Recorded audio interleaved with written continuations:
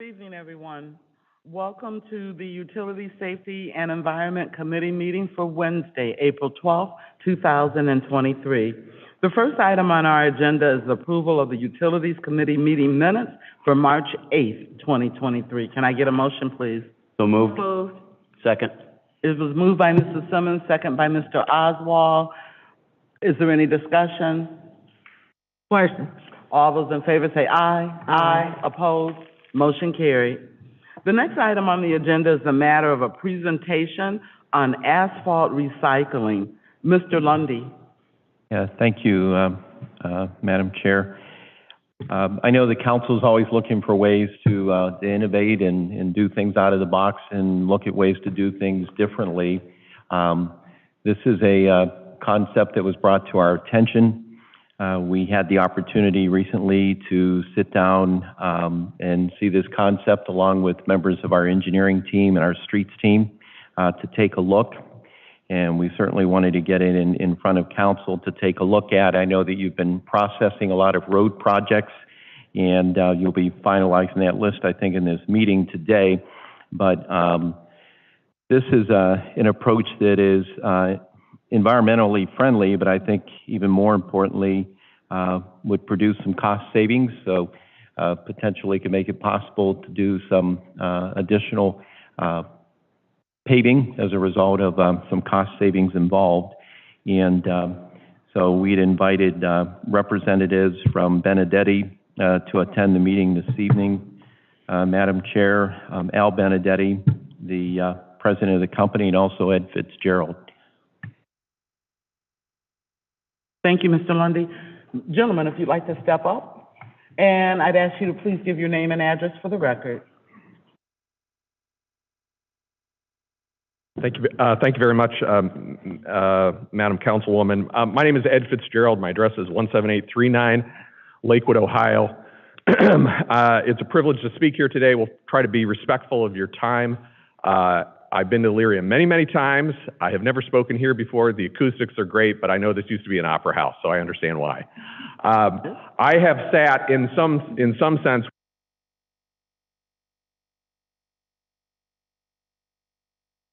Lakewood, and I survived to be here today. The biggest challenges was we always had more streets than we ever could get to with the limitations of our capital budget. I'm sure you can appreciate that. We started looking at alternatives. This was in the early 2000s. We had tried other approaches. We had tried to go all concrete. We had tried some very cheap fixes, Band-Aid approaches. It did not work. We ended up on a pilot basis using this process, which is called asphalt recycling. We used this in about 2006, 2007, 2008. The bottom line was, at the time, it was about 30% cheaper.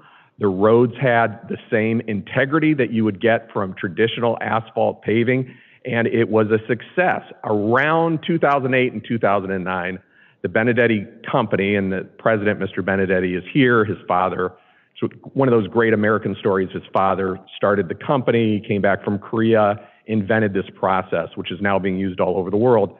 The company went out of the contracting business and into the sales business. These are very expensive machines. They cost a couple $1 million. So it stopped being an alternative or an option for cities like Lakewood or like Elyria. We re-entered. I joined the company a couple years ago. I'm one of the vice presidents of the company. We have started, as of June actually of last year, offering this as an alternative, as an option to cities, so that you have an option besides complete concrete reconstruction or a quick fix that's only going to last for maybe one season. Asphalt recycling is a pretty simple process. It's recycling the asphalt that is already in the roadway. The quick version of it is our prices have, we don't know what the prices are going to be for this year, but last year I can tell you we averaged between 30 and 40% cheaper. The longevity, and we can give you case histories of where we've done this in the past, the longevity is equivalent or greater to traditional paving. One thing that I think at least, well, probably all of you are going to want to consider in some form or fashion is also the environmental impact. To be honest with you, 15 years ago when I was first looking at this as a council person, we didn't talk about carbon emissions or greenhouse emissions that much. The amount of reduction in greenhouse emissions is actually really impressive. It's up to 80% reduction in greenhouse emissions. I know that sounds like a lot, but think about it. That's because we're recycling what's already there. We are not trucking in new asphalt. We're not tearing up the street for 2 weeks. This is a 1 or 2 day process that your constituents are going to experience. So in addition to being better for the environment and a lot more affordable, it's also a better constituent experience. I used to say when I was a mayor, when I was a council person, that the most unhappy people were people who hadn't had their streets fixed, and the second most unhappy were people that were having their streets fixed. I think some of you know what I'm talking about.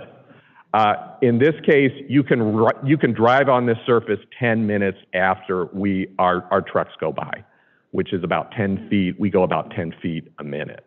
Let me quickly, I want to be respectful of your time, so let me go through a very quick PowerPoint and then introduce you to the president of the company, who will just briefly discuss how this works, the science of it, so to speak. We've already met with Mr. Lundy and with Ms. McKillips and Mr. Schneider and other folks from your engineering and your streets team. So let me breeze through this as quick as I can. Skip some of these. Here are just the 3 main advantages. Prices, we said 25 to 30%. Let me throw out a number for you though. Because asphalt is a petroleum-based product, when you see gas prices go up, that means your asphalt prices are going to go up too. So what we're seeing right now is we're seeing the prices that we're estimating we're going to be around $15 or $16 a square yard. Asphalt is coming in most cities at around $30 a square yard. So you're talking about, we can't, until the bids come back, we can't say for sure, but that's what it's looking like. Speed I already talked about. It's a very fast process. It's 10 feet a minute. And this is a nice thing for your constituents. You don't have to shut the street down. You're going to see the pictures of it. It does half the street one way. You don't have to shut the street down, and they can drive on it 10 minutes after we pass by. Environmental benefits I already mentioned. I want to mention one other thing. Sometimes you'll hear other companies talk about that they already do recycled paving. They're using something that's called RAP. That's recycled asphalt product. So when you hear traditional pavers talk about using recycling, they're putting new asphalt down and they're using about 20% of recycled asphalt. It's a different process. It's still very involved and it's just as expensive.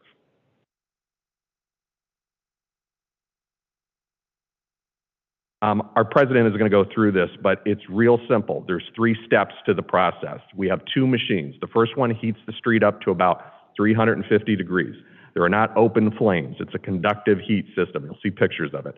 The second one takes the asphalt that's already there, it puts it on board the machine, it recycles it, and it reapplies it. And the third machine is just a roller like you would see on any construction project. That's it. It's done. There are just some pictures here. This is give you a sense of the size of the equipment. Here's a project that we did in Bedford. Here's another one in Richfield. George Clooney, who, I'm not sure it's going to allow me to play this. Let's see if it does. I'm not sure I'm going to get sound, am I? You know what? We can do it without the sound because I at least just want to show you that this is what you're looking at. This is the preheater machine. This is the second machine. It's digging up the street. It's going to immediately put it right back down where it was. And if you could hear him, he would be telling you how quick the process is. And that's basically it in a nutshell. So I want to, at this time, I want to introduce our president to just quickly talk to you and then take any questions. Madam Councilwoman, I hope I didn't go over my 9 minutes and 15 seconds I said I would do. Any questions that we have, we're happy to answer. At this point in time, I want to introduce the president of the company, Al Benedetti. He'll go over a little bit about the way the science of it works. Al? Thank you, Ed. Mr. Benedetti, if you could give your name and address for the record, Yes, please. Al Benedetti, 4397 Killarney, Richfield.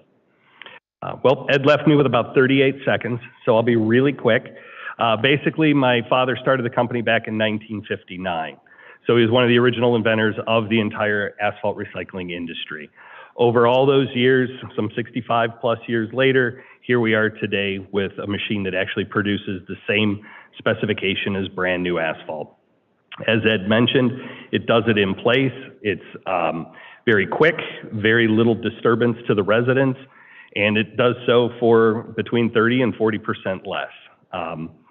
The material that comes out of the machine meets the same specifications as ODOT material that you would buy at an asphalt plant. Basically, what we've done is we've incorporated that asphalt plant into a mobile system on board the machine itself.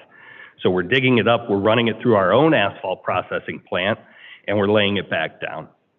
And it's really quite that simple. So to be respectful with it for everybody's time, if there's any questions, I'd be more than happy to answer those right now. Mrs. Davis. Through you, Chair.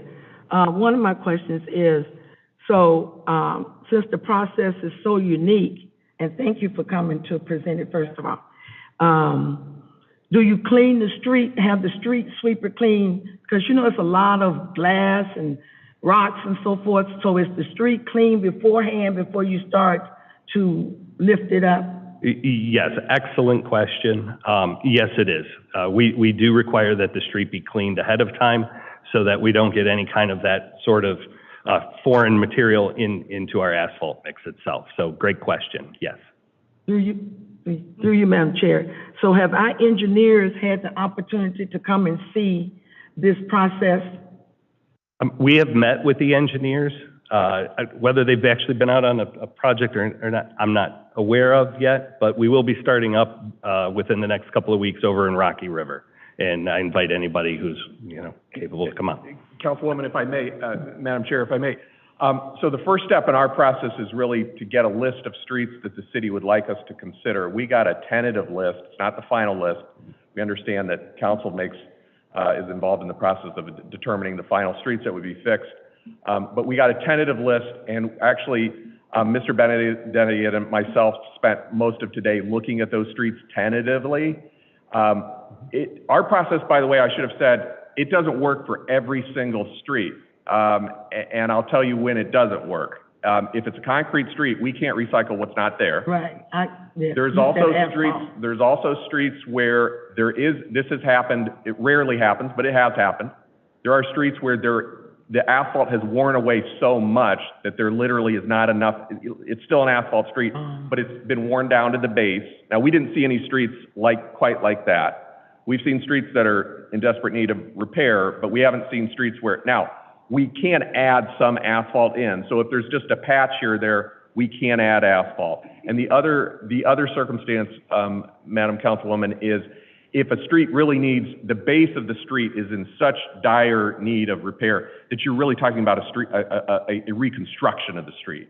And so we do turn streets down. So we've been given a list of all the streets. The next step, if council was interested in us pursuing this, would really be to do a deep dive with your streets and engineering folks to say, okay, these are the streets that don't work. Oh, I neglected to mention one. We really don't do cul-de-sacs either, because it's pretty much a straight line process. We can't go into a cul-de-sac and do a donut and come back out.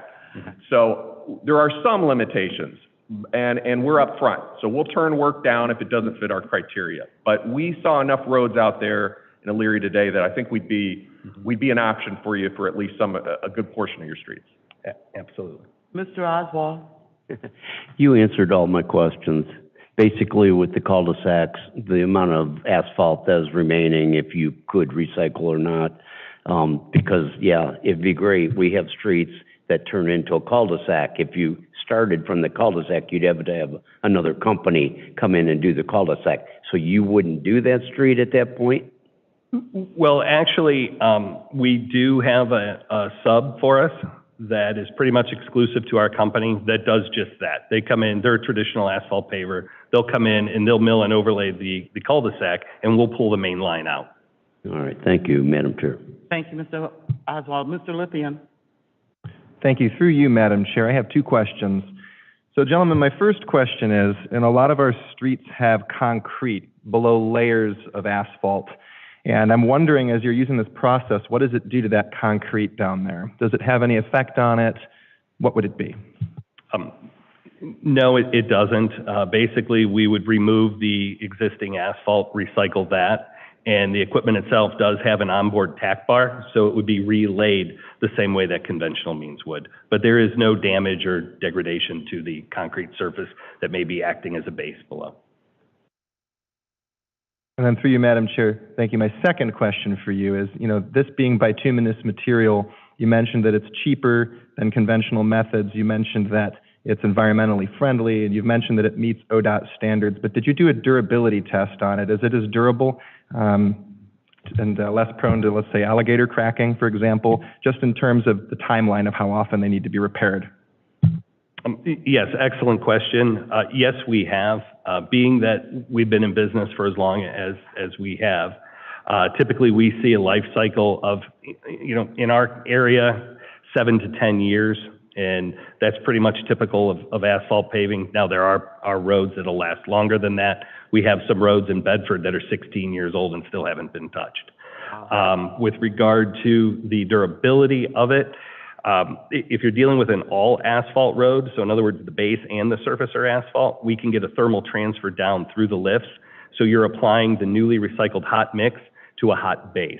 So when it's compacted, there's actually a thermal bond that takes place there, and it's a much better alternative, longer lasting than applying a hot material to a newly milled cold base and counting on the tack or the asphalt glue to actually adhere those two surfaces together and bond. Thank you. Mr. Tollett. Through you, Madam Chair. This is fascinating to me.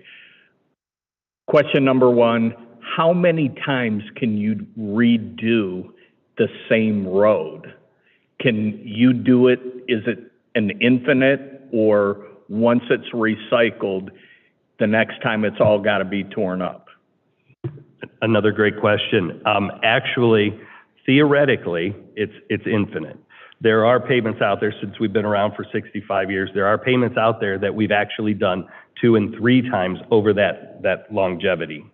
So yes, you can, because asphalt is the one product that is 100% recyclable. And then my last question, do you also do the striping, or do you contract that out? That would just be a simple subcontractor to me that performs striping. Thank you. Mm-hmm. So I'm going to ask the question that I think is on everyone's mind. What will this cost us? Because I think it's fascinating, and I think if it's something that the city could afford to do, it's worth looking into. But how much would it cost us? It should be about 35 to 40% less than what your traditional means would be.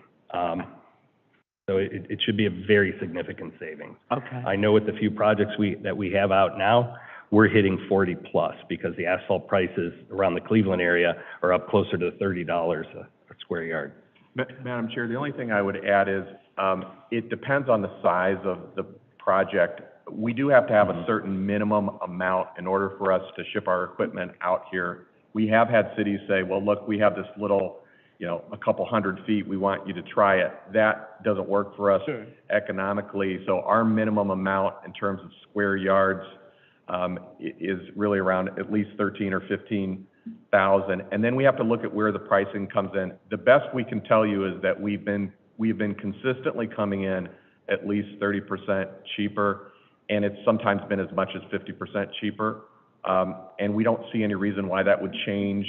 And so, in terms of how many streets we would do for you this year, it all depends on your budget and how many streets, once we work with the engineering department, how many that were a good fit. I mean, we really try to act with integrity, and if we don't think that it's a street that has those basics that I mentioned, the condition of the base and so forth, we will turn it down. We're still new enough that we're probably, we did business in a couple counties last year. We're going to do business probably in about 4 or 5 counties this year. And we're just being very careful about where we do work. We want to make sure the work that we do for you is a showcase so that we can then market it to the rest of Lorain County. So far, you're the first.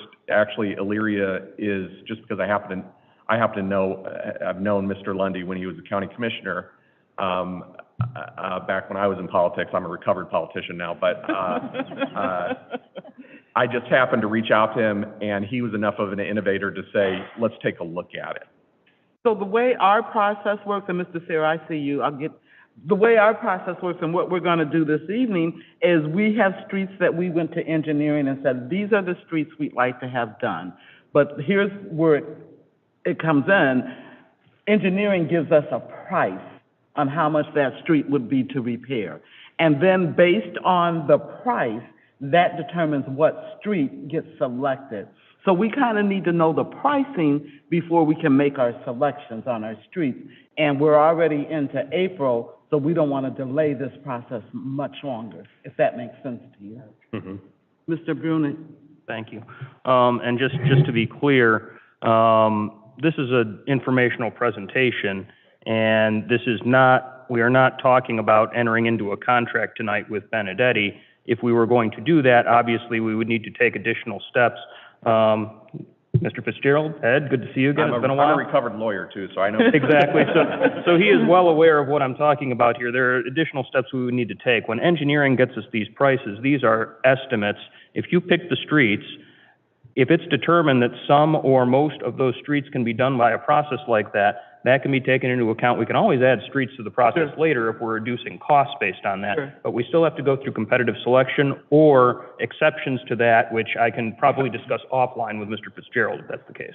Madam Chair, if I could, I appreciate what you're saying, Mr. Bruning, and there are, the cities that we have contracted with, we have gone both routes. We have been the sole selected, almost a sole source, but we've also done competitive bidding. There are other companies that do this in the world, but we're really the only ones in Northeast Ohio. So that will be something through the law department, through the administration, through council, you have to decide which method you want to do. There are cities that have said, look, we've got 10 streets that we're going to do, and 3 of them are going to be using a recycling method. But we'll have to, it gets pretty in the weeds about the delivery method or the bidding process that the city wants to use. Thank you. Mr. Sarah, did you have something else? I was just going to say, to follow up on that, Mrs. Mitchell, that I think that doesn't necessarily stop you from finalizing the street list later on tonight, with the caveat that you can always add more if pricing comes in lower than you expect, which if this works out the way, you know, it sounds like it could, we could add later. Yes, thank you. Mr. Fitzgerald? The only caveat I would put to that is if the final street list did not, let's say just hypothetically, I don't think this would happen, if the final street list included only concrete streets, let's say, well, then we would be X'd out of it. So just as long as we would have enough streets that would be applicable to our process. Thank you. Mr. Sarah? Through you, Madam Chair. I guess at this point, I would want to know what our engineering department had to think about it. And then also in that same realm, when we turn these streets into them, would they be able to tell us, yes, this street would qualify for this program or not qualify it ahead of time? Mr. Snyder, please. Thank you, Madam Chairman. We did listen to the presentation. As they stated, it's not something new. Their process is a little bit different than what we've heard in the past from other type of contractors who do similar work. The ones in the past where they would actually do the same process essentially, and then they would put a topping on top of it because the material would be a little bonier, so it would have more voids to it, which is more indicative of a base than it is a surface course. So it might not look the same as the nice smooth that you're used to. This process is a little bit different, so I think it's one of those things that we need to go out and actually see them do it and see if it's right for us. Proof is in the pudding. Thank you. Mr. Oswald, for Mr. Snyder? No. Hold on. Are there any questions for Mr. Snyder while he's standing there? Okay, thank you, John. Gentlemen, Mr. Oswald. Through you, Madam Chair. So a lot of our streets, we have concrete base and we have blacktop over top. I don't know how much inches or layers. Okay. So the problem that we get is when you get the heaving of the concrete, then you got a hump on the asphalt. So I guess when you peel that asphalt off, there's like a micro grinding they can do extra before they would put this asphalt on top of it, which is like the process they do right now. Or it'll still, after you put the asphalt over top, you'll still get a hump. When you grind that, can you set that deeper to grind that concrete, and then does it make it no good to use that recycled material that's got concrete and blacktop in it? Thank you. The answer is no, we cannot do that, any sort of grinding or any sort of joint repair at those areas. However, the product that we use to re-adhere the material is slightly different than a tack coat. It's actually a special blend for us. It's a blend of a material called Cyclogen ME. We add extra AC to it, so it almost becomes thicker and would fill in that void, if you will, as we place the material. Okay, through you, Madam Chair, I'd like to see that happen. Okay, thank you. Thank you. Mr. Snyder? Through you, Madam Chair, I have a question. We have numerous streets where we have multiple layers of blacktop over concrete. When you peel that back, can it be reduced to be more in line with like the curbs for drainage? Great question, and a point I usually touch on. Yes, the answer is yes. We can actually, we're working with the top 2 to 3 inches, sometimes a little more of material, depending how much surface course you actually have out there. And because we're processing and removing everything by the lane width, we're able to actually dig a little deeper and bring back some more of your curb reveal, and then we can process that across the width of the material for redistribution. So yes, we can. Thank you. Any other questions for Mr. Fitzgerald or Mr. Benedetti? Gentlemen, thank you both so very much for your time. I think it's fascinating. I certainly think that if it saves us money, it's something that we should definitely at least look into. So thank you. Hopefully you'll be hearing from us soon. Thank you both. Thank you very much. Thank you, Council. Thank you.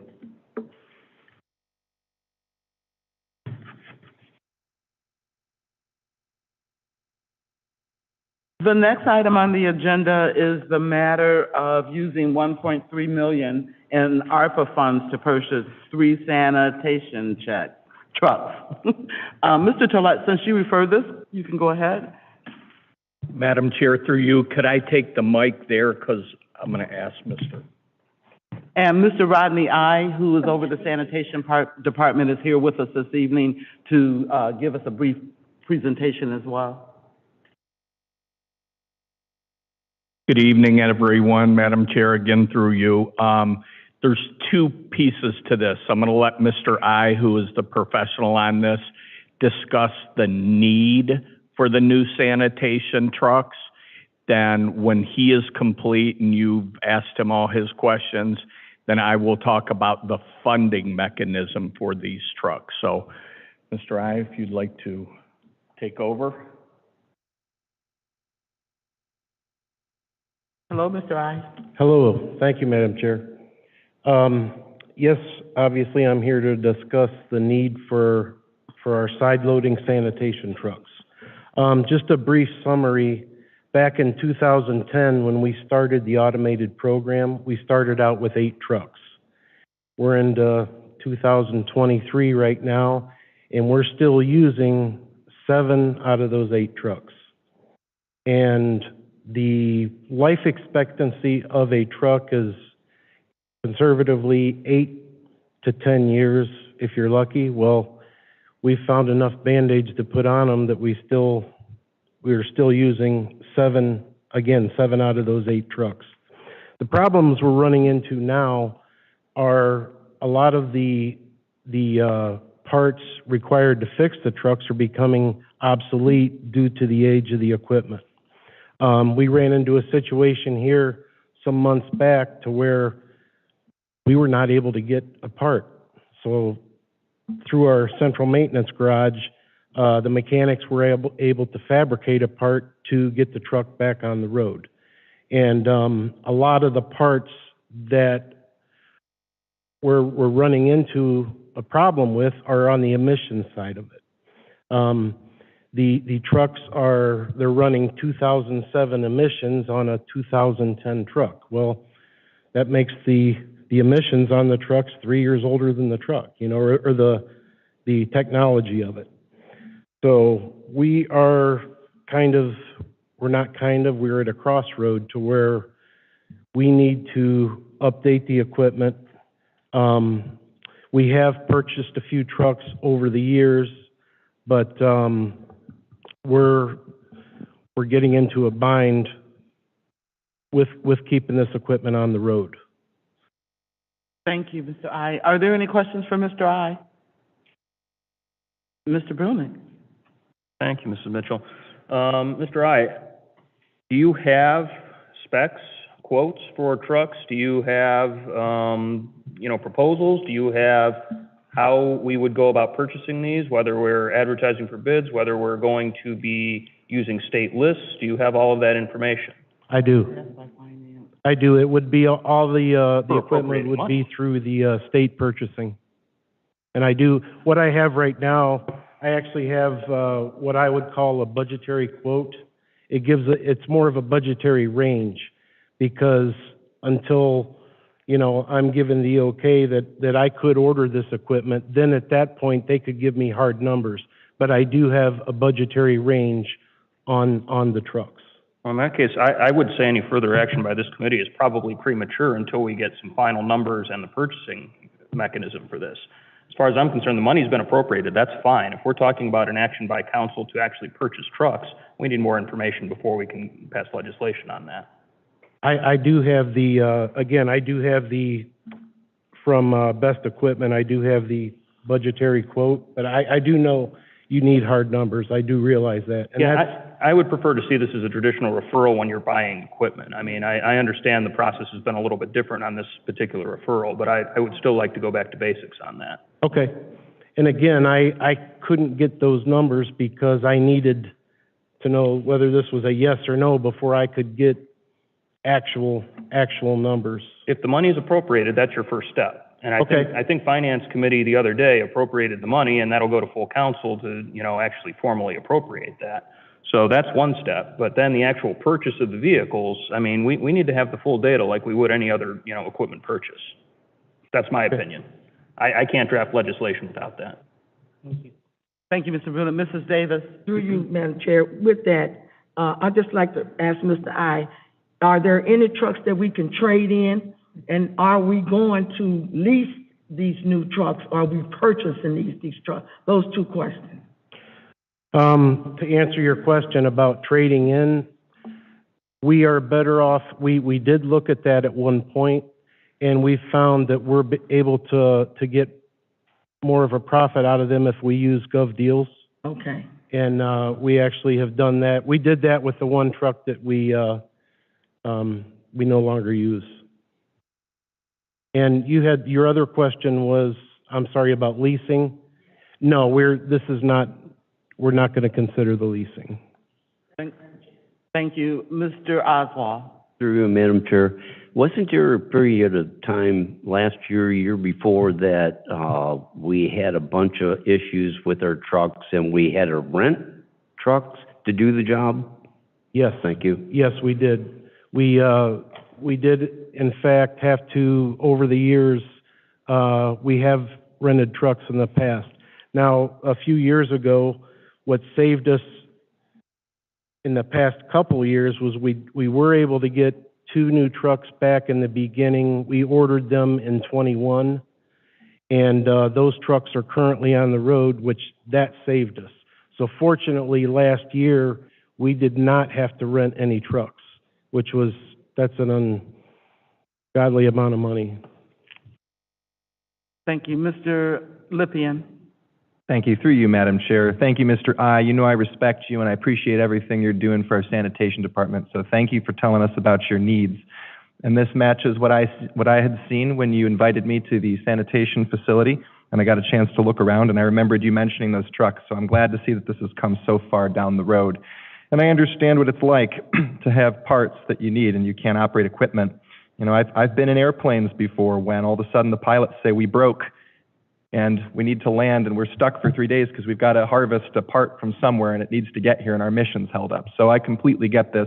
While you're here, and presumably what I'm gathering from Mr. Brunig is that this might be up for discussion today since we don't have all the information we need to draft legislation. But while you're here, are there other needs that the sanitation department has right now that you'd like to make us aware of? The main need is equipment. Through you, Madam Chair. The main need is equipment. I mean, we all have we all have needs. Of course, there's different needs in the department, but my main focus is getting the job done, and I need the equipment to do it. And if we can sacrifice in other areas, which we have, I would rather do that and get the equipment there that we need. Thank you. So I'm going to get on my soapbox for a minute. To me, it makes absolutely no sense that we buy brand-new trucks, equipment, and we let them sit outside. We have needed a central maintenance new garage for years. For years, we've needed one, and we've done nothing. So we buy new trucks, they sit outside in the weather, the elements, everything, and you wouldn't buy a new car and let it sit outside. So that was my soapbox moment. Thank you. Are there any other questions for Mr. I? Mr. Lippian? Through you, Madam Chair, I want to jump up on the soapbox with you and agree. We do need a new sanitation facility, and that is one thing that I heard multiple times from the folks that do these jobs out there, is we need a new facility. We have the blueprints. I've heard a couple different numbers tossed about what that would cost. I think it would be really nice to use this opportunity to review this and see if we can take a determined approach to say, what is the right balance between these trucks and a new facility? Because like Ms. Mitchell said, the last thing we want to have is get these trucks rusted up and not get the full longevity out of them that we would have had if we'd had a new garage. So good point, Madam Mitchell. Thank you. Are there, Mr. I? Yes, if I could just make one more comment. It's easy for me to stand up here and tell you what shape my equipment's in, and I thoroughly believe you believe me, but I would like to extend an invitation to any council people that would like to come out. I'd be happy to physically show you not only our equipment but our facility, and we do have the need for a facility. Thank you. Are there any additional questions for Mr. I? Thank you so much for your time this evening. All right, thank you. Thank you. Mr. Tollett? Stay tight, just one second. Through you, Madam Chair, I totally agree with you about the need for a central maintenance garage. The timeline on these trucks is about 24 months, 18 to 24. 18 to 24 months is the timeline. So I had Mr. Pileski today at current rates, because what I'm proposing, again, similar to the fire truck, is that we use ARPA funds to pay for these. The savings to the taxpayers, if we allocate ARPA funds and not bond them out, the savings to the taxpayers is $345,383 is the exact to the penny amount that the taxpayers would save.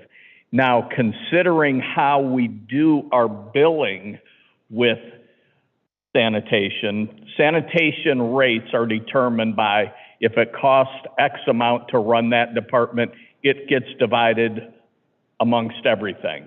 If we choose to fine it, because as you heard, this is not a want, this is a need if we want to continue with our sanitation department, which, by the way, in my opinion, between leaf pickup and sticks is better than outstanding. I can't say enough good things. But anyway, so the choice is we bond it out for 10 years and have the taxpayers assume $1,645,383 that gets divided up in everyone's sanitation bill.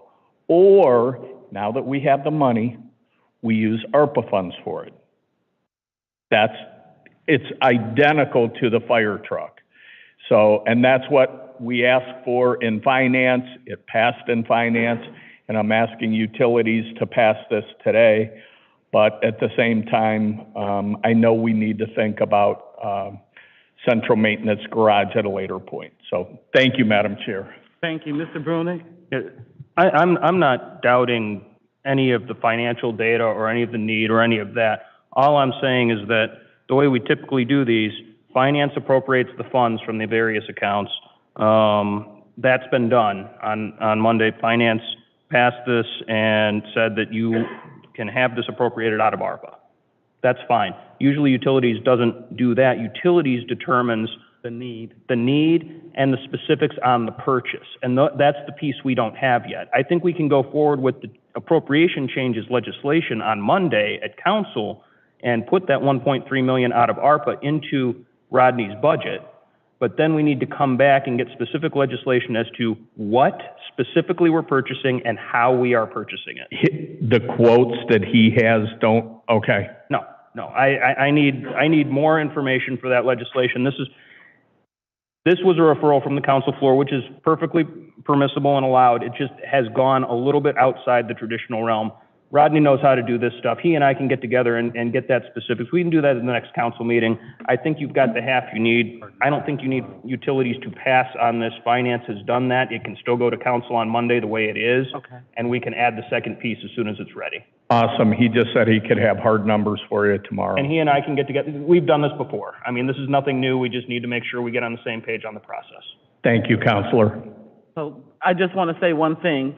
On Saturday, I happened to be on Facebook, and someone posted that someone dumped trash on Old File Road, construction material. I reached out to Mr. Lundy. Mr. Lundy, in turn, reached out to Mr. I. Mr. I had his team on a Saturday go and pick up that material. It was done so quick and so efficiently. The residents were thanking me, and I'm like, I sent a text, you know? So that's the kind of people our sanitation, all of our employees are. They see a need, they jump in, they get it done. I thank you guys privately. I will thank you publicly, because once again, you'll make me look good. Thank you, I appreciate it. Thank you, thank you. Are there any questions for Mr. Tolet or Mr. I? So I think, Mr. Brunick, we can table this portion of utilities. I think you can just remove it from the agenda, Mrs. Mitchell. So I mean, you don't this is an appropriation Okay. that finance has passed. It will go to council with the sponsorship of the finance committee. Okay. It will pass, or it will go up for vote next Monday, as any other legislation would. The second component of that, I can get with Mr. I and or Mr. Tolet, work that stuff out for the following committee meeting and council meeting. Awesome, awesome. I was under the impression that we had to bring it through utilities as well. That's why we did it this way tonight. That's fine. So thank you. Thank you, Mr. I. Excuse me, Madam Chair. Yes, ma'am. Can I bring this to the attention? I'm under the impression that this type of legislation, shouldn't it come through utilities first? To determine the need. So there's two processes. One is appropriating funds in somebody's budget. So if, say, Mr. I, for example, wants to do certain projects or make certain equipment purchases during the course of the year, typically that would be part of the permanent appropriations or amendments to the permanent appropriations that we have throughout the year. That goes through finance. That can happen before or after utilities determines the specifics of the purchase or the bidding or what have you. So it sounds like we've got one component basically done. We were trying to do them in tandem, which is fine. I just need a little more information. Our office is preparing this legislation. I'd rather take 2 more weeks and make sure we get it right as far as what the purchase mechanism is going to be. I want all the specs on those trucks. I don't want to try and write down all of these technical data on a committee report tonight without having all that backup information in the file.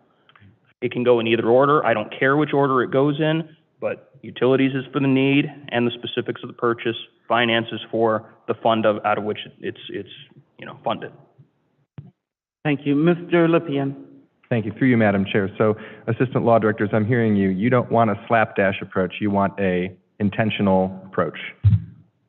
I like to be thorough. Great. Thank you. So, thank you all. The next item on the agenda is the matter of applying for and accept if offered a grant forgivable loan from the Ohio EPA for renovations and expansions of the water pumping plant. Superintendent Jacob.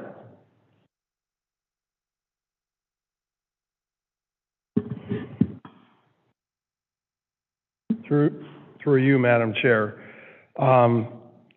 We've applied for, because the deadline's passed, a $5 million, it can either be a grant, a forgivable loan, or a matching grant to the Ohio EPA for renovations and expansion of water pumping plant. And we went to finance a couple weeks ago and it passed there. This is for an expansion in the capacity of the water pumping plant and some needed repairs that are needed. Thank you, Mr. Jacobs. Are there any questions for Mr. Jacobs? Seeing none, I'll read the committee report. Excuse me, Madam Yes, Chair. sir. We had finance pass this as an Yes, emergency. sir. I think it's on the committee report. Thank you. Thank you. We have considered the matter of an Ohio EPA Division of Environmental and Financial Assistance, DEFA grant, and this is an ordinance authorizing the mayor to apply for and accept if offered the said grant or forgivable loan. Amount applied for is $5 million for renovation and expansions of the water pumping plant. Emergency clause because of the application deadline. Can I get a motion, please? So moved. Second. Moved by Mrs. Simmons, second by Mrs. Davis. Any additional discussion? Question. All those in favor say aye. Aye. Opposed? Motion carried. Item number 5 has been removed from the agenda. Item number 6 is the matter of addendum number 1 to the agreement with Black and VTech Consulting for Customer Assistance Program with water bills. And this was already approved by Finance on Monday, the 27th. Do we need to have Engineer Snyder go through this again, or do you all want to talk about it some more? Madam Ms. Chair, Davis? the bulk of us was here, so if Are you guys okay with not talking about it? Because we were all here at Finance. Thank you. I'll read the are there any questions on it at all from anyone? Seeing none, I'll read the committee report. We have considered the matter We have considered the matter of agreement number 1 to the agreement with Black and Vetch Management for assisting the city with evaluating assistance programs for water and sewer accounts.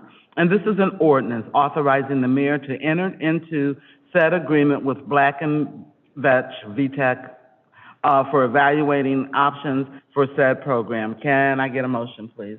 so moved. Second. Madam Chair, is this an emergency? I have it marked on the Finance Committee report as an emergency. It is not marked on me. Pardon me. I'm sorry. This is an emergency. Does the motion concur? Concur. Second? Does the second concur? Thank you. You threw me off. Sorry. So, motion's been made and second. Is there any further discussion? Question. All those in favor say aye. Aye. Opposed? Motion carried. Thank you. Next on, excuse me. Next on the agenda is a matter of advertising for bids and award a contract for the 2023 West Avenue Water Line Replacement Project. Monies are appropriated in the 2023 budget. Engineer Snyder.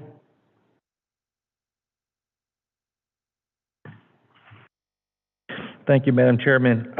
We are looking to replace the water main on West Avenue. It's an old water main, probably close to 100 years old. And from 4th Street to 9th Street, this area particularly because we plan to do some resurfacing as part of Ohio Public Works. So we thought we'd take care of the water main before we resurface the road.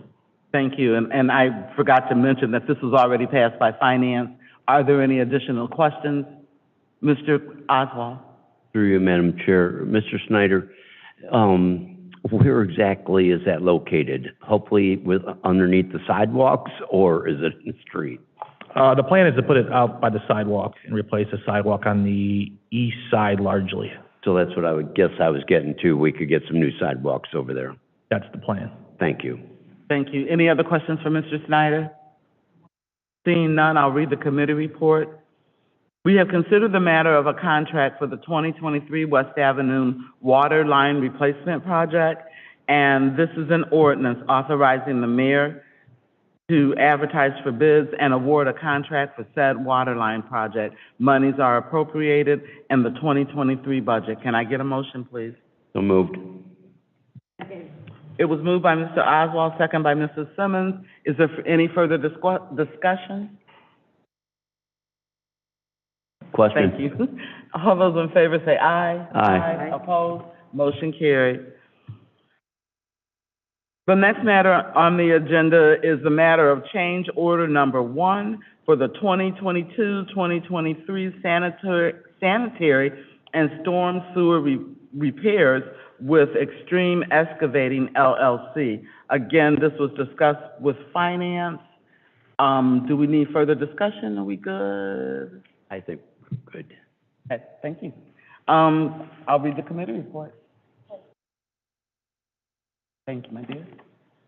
We have considered the matter of change order number 1 for the 2022-2023 sanitary and storm sewer repairs for Extreme Excavating, with Extreme Excavating LLC. This is an ordinance authorizing the mayor to enter into said change order, original contract, $241,750, change order, $150,000, final contract, $391,750, emergency clauses requested. Can I get a motion, please? So moved. Second. Okay, so it was moved by Mr. Oswald, second by Mrs. Davis. Is there any further discussion? Question. All those in favor say aye. Aye. Opposed? Motion carried. The next item on the agenda is the discussion of the Republic Steel Quarry. Superintendent Corzine, please. And before he begins, I just want to make a note that this is only regarding security at the quarry. We're not discussing anything else but the security. Okay. Mr. Corzine. Thank you, Madam Chair, through you. I appreciate the opportunity to have this discussion at this committee.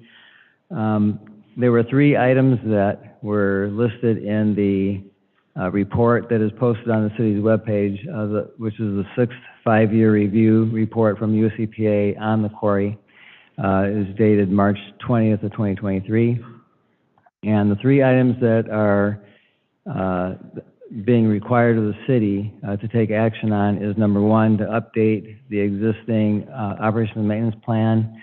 There's a second item that goes along with the operation and maintenance plan, which we are working on both of those as I speak.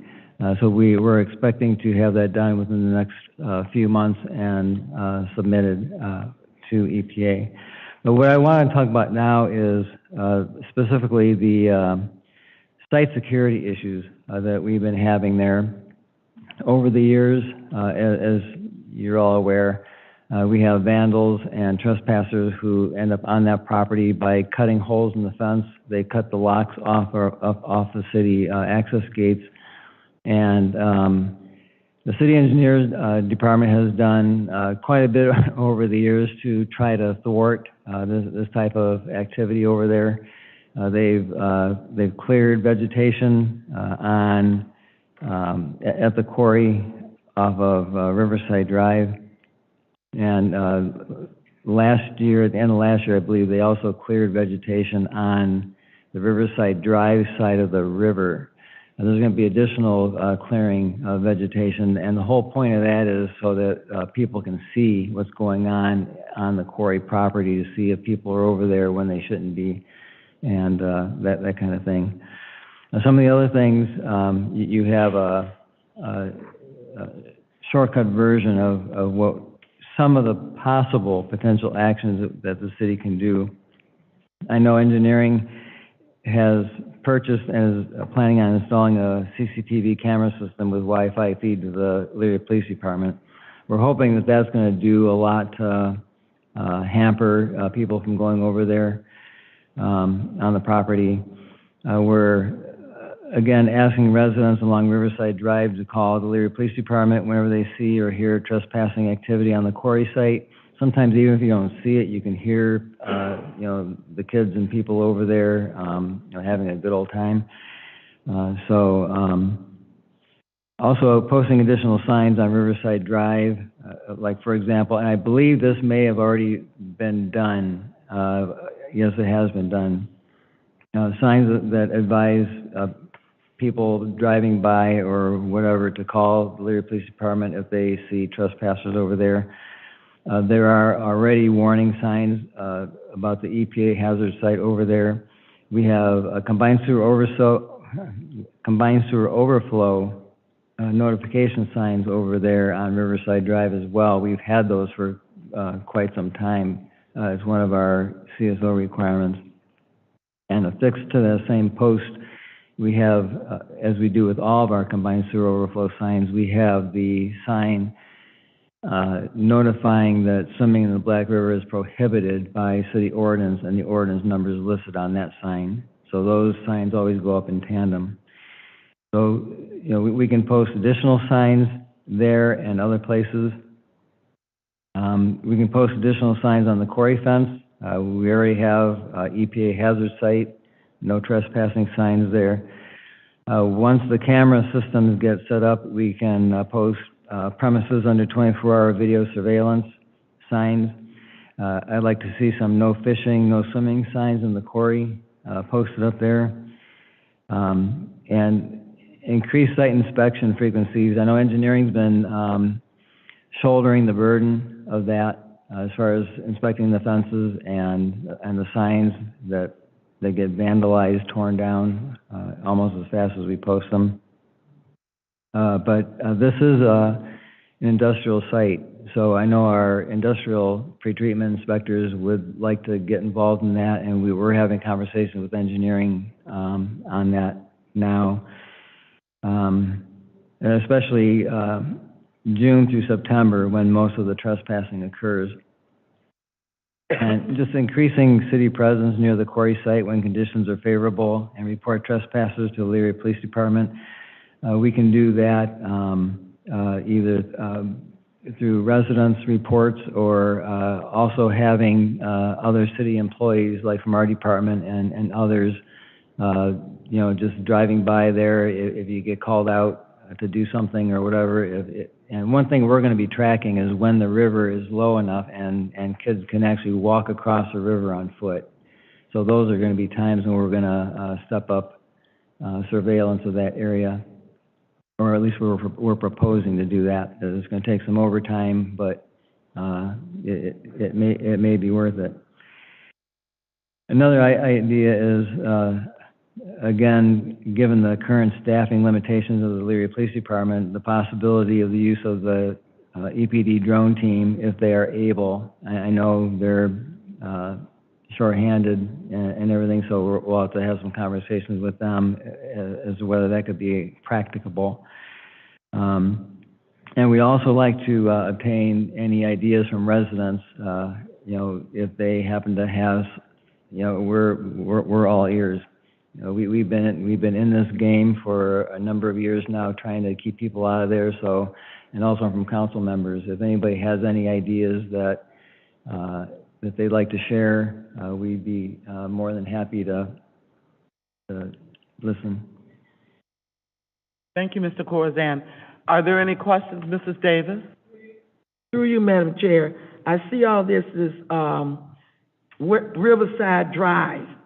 And I'm hard pressed to believe, and I can almost say I'm pretty positive, off of West River, they're cutting just before the railroad tracks. I've seen the fence cut too many times. And I bet you they're cutting in off of West River also. So I'd like to see posting of that on the West River side leading over to the quarry also. Through you, Madam Chair. Yes, ma'am. We know that that's something that's needed. There's an entire length of fence down West River. That's one of the main areas where we get signs torn down almost as fast as we post them. Also off of Mussey. Now, I know that fence on Mussey is actually the old LTV property. And it was really nice back when LTV was there because they actually had a night security guard on the property, and they were very helpful with this situation.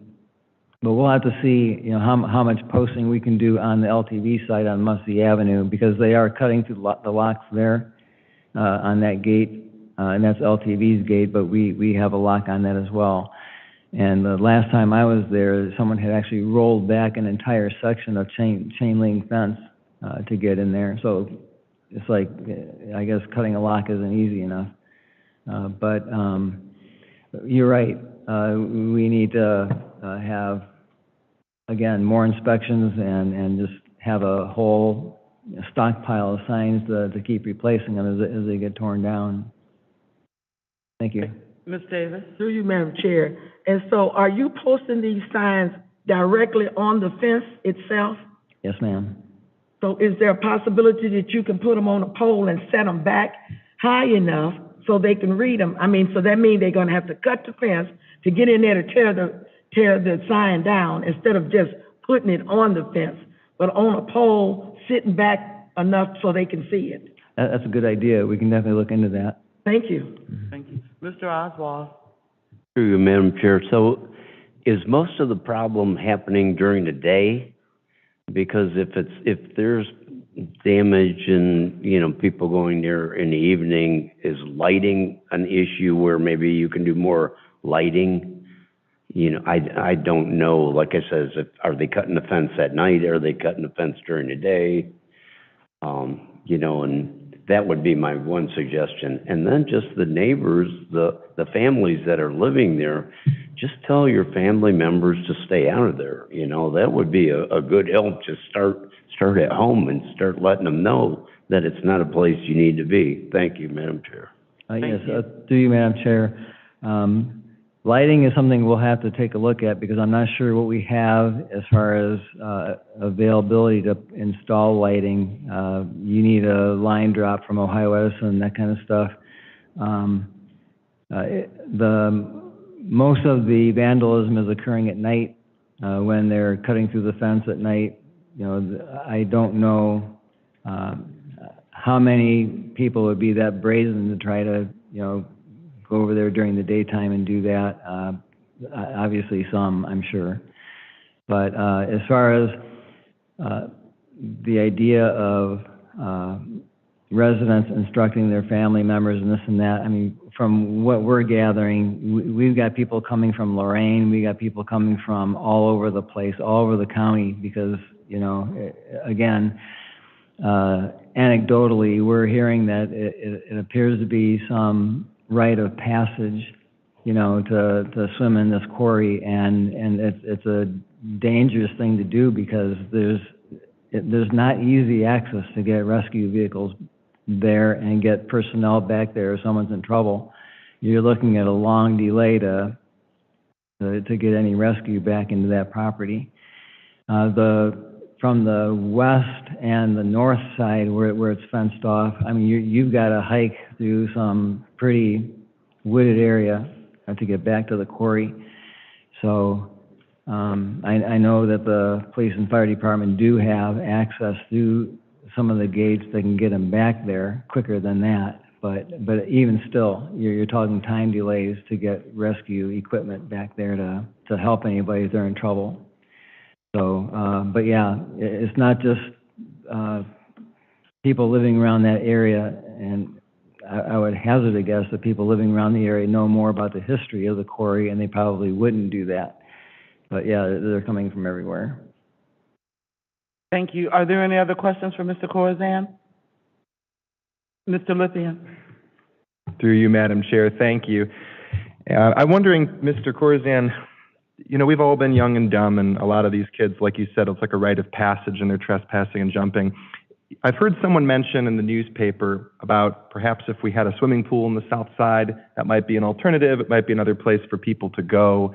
I'm wondering what your thought is on that. Obviously, it's not as daring and as exciting as jumping in the quarry, but less of a quandary. I'm going to stop that discussion right there. We're talking about the security, and I don't mean any disrespect. We're talking about the security of the quarry because, number one, we don't have money to put a pool in, because if we did, we'd have one on the south side and we'd have one on the west side. Guarantee you that. And even if we had the money to put one in, we have to consider how do we maintain those pools going forward. So we're going to stick to just the security, if we may. Go ahead, Mr. Lithian. Through you, Madam Chair, and that's what I was I was security-minded in mentioning it. If it could reduce the amount of people jumping in the quarry, that would increase security. That's the reason that I mentioned it. But I completely respect if you don't want to talk about it because it is an entirely other subject with many different details. But it could improve security, so it's worth thinking about. If we could find the money to to build a pool on the south and west side, I'm all for it. So are there any other questions and/or comments from Mr. Corzine? Thank you so much, Mr. Corzine. How about Was from there the anybody audience? in the audience? Okay, thank you, Mr. Corzine. Thank you very much.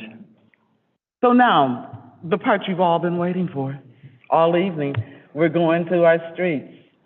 So I was thinking, and just hear me out, I was thinking there are some wards 1, 3, and 4, I think, that don't require as much work as the rest of the wards do. So my ask is, if you all have money left over, can we have it? And the reason I'm asking that, and all kidding aside, is because if you don't use your total allotment of your money, there are 6, 2, 5, 7, we need to catch up. So if we are able to use what you're not gonna use and catch up to where we are at least equal with you all, then I think that's a great thing. But if you don't want us to use your, because it's gonna go to waste if we don't use it. So just think about that. Mr. Snyder. Thank you, Madam Chairman. Up on the screen, I don't know if you have your screens on in front of you. I have an Excel spreadsheet showing a list of streets in each ward that I believe Engineer McKillips has gone over a lot of this with a lot of the ward council members as far as streets that are higher on their priority list as well as other departments as well. I don't know how you really want to go over this. As of right now, she has selected a number of streets, which is in this green column right here, where the yellow is. The yellow is a total of each ward. So this, for instance, this is Ward 7, and what was selected so far, which I know there have been previous discussions and side discussions with Ms. McKillips as you went through the process already. Obviously, I just plan on changing these as we go. We currently sit at about 2.681 million. I believe the total that council has allocated is roughly $3 million for this year's. I think it should be more than that because we now get 3 million for total for streets. The total is 3 million. 3 million. I believe, yeah, the total right now is what has been discussed, but that's obviously. Say that again, please. It's my understanding that the budget this year is $3 million. That's correct. And as of right now, what she has highlighted in this column here so far totals $2,861,000. So I can go ward by ward with you if that's how you'd rather do it, and then determine the costs or the breakdowns per wards. I know, as you said, some wards are unbalanced. We do have other, there are some wards as well that I would point out that we have larger projects going on in. So how much do we get out of that 2 point whatever million per ward? How much per ward as far as dividing 3 million by 7. So you're getting just over, what is that, $400,000, so, per ward. So just, I came up with 400,228, 571,429. That's awesome. We've never had that much money to work with. Usually that's the whole street resurfacing for the whole year, but that's, yes. So, let's start at the beginning, if we may. Sure. Mr. Lithian, your Ward 1. Thank you. Through you, Madam Chair.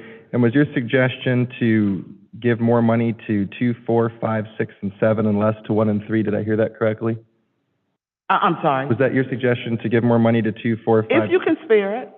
I'm just making sure I got the numbers right. Yes. 2, 4, 5, 6, and 7, and not as 4, much 5, to 1 6, and 7. and not as much to 1 and 3. Was that the suggestion? I'm just trying to make sure I understand. My your suggestion was if 1, 3, and 4, because your streets are not as bad, I'll say, if you all have money left over, out of that 400,000, if you would be willing to share the wealth with the rest of us.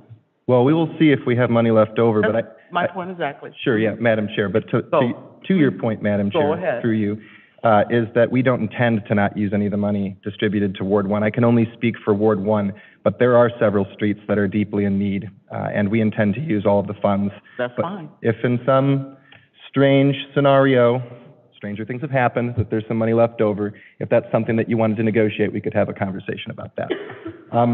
So in regards to Ward 1, looking at what we've discussed here, Sugar Lane is very bad, and this is a completely commercial road that needs a lot of repair, but it's not going to be able to be done in one fell swoop. So the engineer and I have discussed using Sugar Lane in a phase by phase process to completely repair it. So what we see here is phase 1, and that will cover the first section of Sugar Lane, and it would be from the main line, East Broad Street, on into Sugar Lane.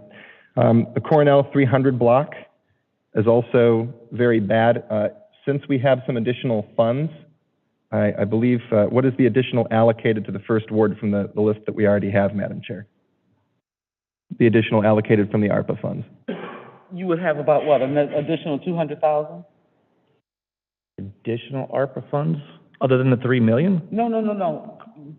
He's at 268,000, and I think we said with the 3 million, each ward would get what, 400? Just over 400, so you're, Just let's over say, 400, so, 150,000. Okay, great. so keep going. So sure, so in addition to the 300 block of Cornell, I would also like to do the 200 block of Cornell as well. And then Winkle Street, I was very careful to do a survey of everybody in the first ward and what they thought about their streets. And Winkles did get a very high rating on that survey, so we definitely want to do that. Kipling, it's been discussed that East Broad Street is going to be repaved.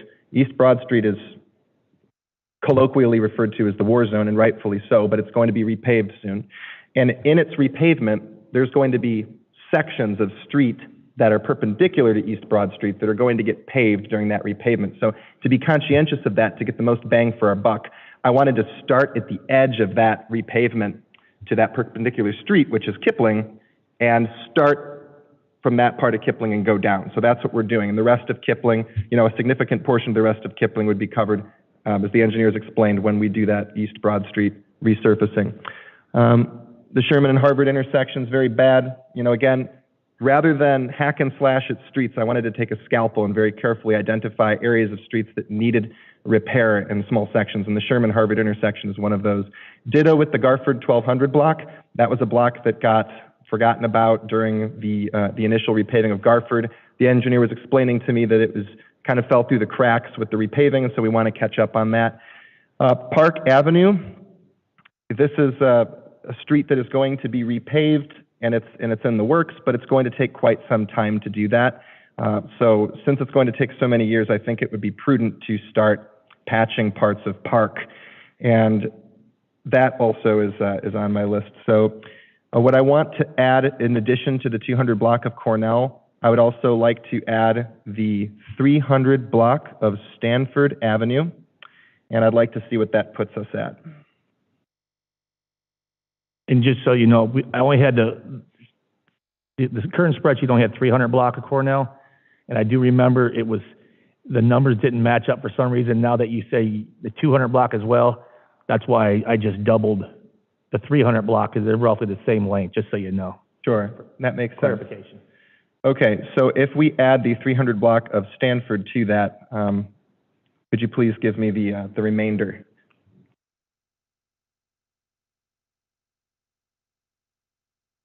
Unfortunately, we don't have that Don't have a total total number for that. there. Okay.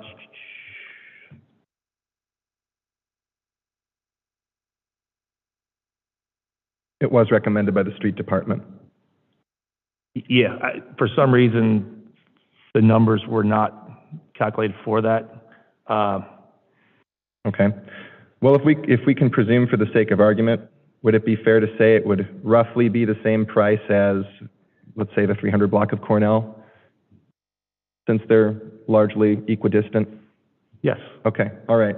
Then let's make that, for now, tentatively, we'll put down 56,000 and we'll get a new remainder.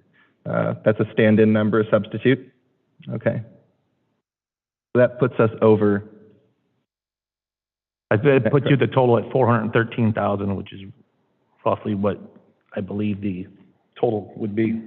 Okay, I'll let you do your math. Madam Chair. Yes, sir, Mr. Through Chair. you, on the original paper she gave us, it has Stanford 400 block, and then assuming it's 300 block, and then $60,000. Right, it's 60,000 on this sheet, Mr. Lupien. Yep. So, John, it's 60,000. 60? Okay. Yes, sir. Great. Thank you, So we Mr. have Chair. 417, which the equalization as far as per ward, we, like you said, 428,000, so Okay. we're about 15 or 11,000 under that. So for the additional $11,000, I would like to do additional patching on the 400 and 500 blocks of Park Avenue. I've already got very specific patches from 416 to 420 and 516 to 520, but there were others that I would like to get, and for the remainder of that money, I would like to continue patching problem spots on Park Avenue because it is a widely traveled street and it is going to be quite some time before it gets repaved. So that's where I'd like to spend the remaining 11,000, if you could please, sir. And that should conclude the first ward. I will just add that she was correct in assuming that it's the 300 block of Stanford. So that is the one we're looking at, not the 400 block. Thank you. All right, thank you, Mr. Lupien. Ms. Davis? Thank you, Madam Chair. So this Meadowfield, that's not, Moran Street off of Griswold, from Griswold to Midway Boulevard. So that's where we're going to start. Say that again, Ms. Davis, please. Moran Street. Oh, okay, thank you. Mm-hmm. And then David Drive. And then Bond. So Bond from Lake to Adam is a patchwork. There's no way we can do, so put that in there. It's heavy traffic with the trucks and the factories, those, we have two factories right there, small factories, so add those two. Sheriff Street.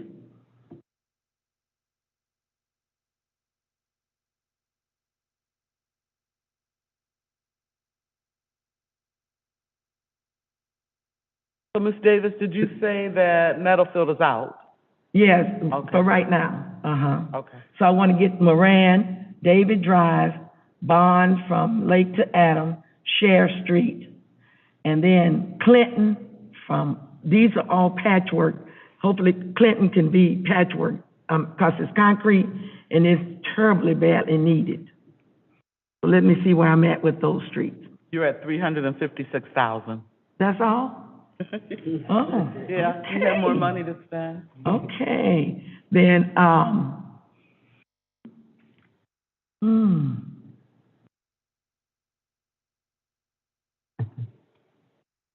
let's do Meadowfield concrete asphalt. That's 38. And let's put Bell to West River. It's really from Rublin Court to West River.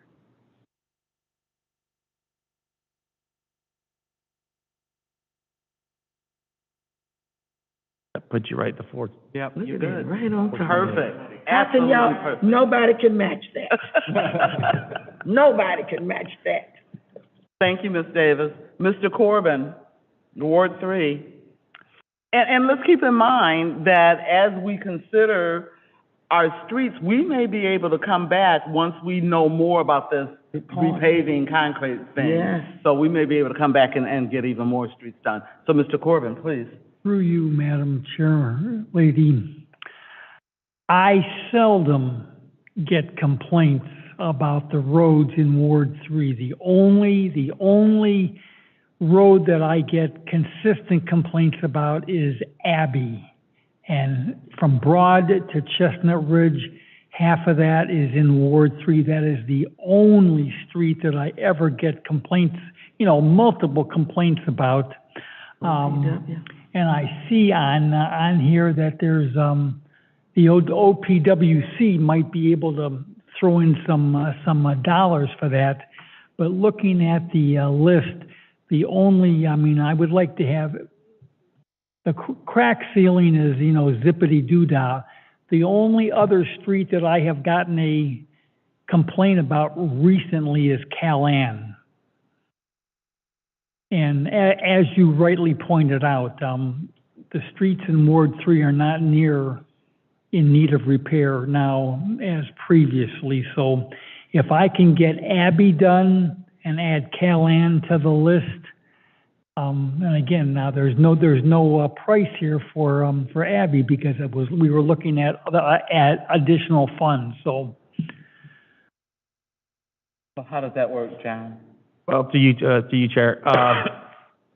We have applied for Ohio Public Works. We don't get we will not get the final approval until July 1st, but the total dollar figure on that project total was $330,000 for that section, of which the city will pay roughly 25% of it. So, which we typically in the past have used Muni Motor Vehicle Fund for. So that's kind of why we've always secured that funding. But it's up to the chair. I'm sorry. Abbey is a through street from Broad up to Chestnut Ridge. Yes, half of it's in my award, but it is a through street, and there's a lot of traffic from other residents. So I'm pleased with this. As long as I can get Abbey done, if I could get Abbey done, my phone would stop ringing, except for Chestnut Commons. Of course. Excuse me, what about Callahan? Do you still want Callahan? Yes, ma'am. I would like to have, Callahan's a very short street because half of the Callahan is divided now into Carlisle Township and Elyria, and we're only off on the one half of it. But now the former fire chief has called me. I've been out to his house, and a resident called me yesterday, whose name I forgot. But he called me yesterday knowing that we were going to be discussing this tonight. So yes, I would like to add Callahan to the list. But this list here would be satisfactory as long as I get Abbey taken care of. Thank you, Madam Chair. Through the chair, as far as Ohio Public Works for Abbey Road, what we applied for was University to Chestnut Ridge. And the reason why we do that is to keep the dollar figure down a little bit, because if we do the whole thing, you're looking at closer to $1 million. So that's why it's just so you know, the plan is next year to apply for Ohio Public Works again for the remaining portion up to East Broad Street. So, and it's, those type of roads are usually good candidates for Ohio Public Works, just so the committee knows that. So not knowing what Callahan is going to cost, Mr. Corbin's what, roughly maybe? I know Callahan's it's a concrete road. I can't off the top of my head remember the total condition of the road. If we're just talking replacing some concrete pieces, we're not going to be that expensive of a fix out there. If it's doing some patchwork as far as concrete, I would say ballpark will just to have a number in place would be like 30,000. Again, the priority for my residents would be Abbey, but again, Callahan is. I'm sorry, I'm talking about the general population calls about. Number one, they call about the speeders on Abbey, and number two, they call about the condition from Chestnut Ridge down to the boundary. So, thank you, Madam Chair.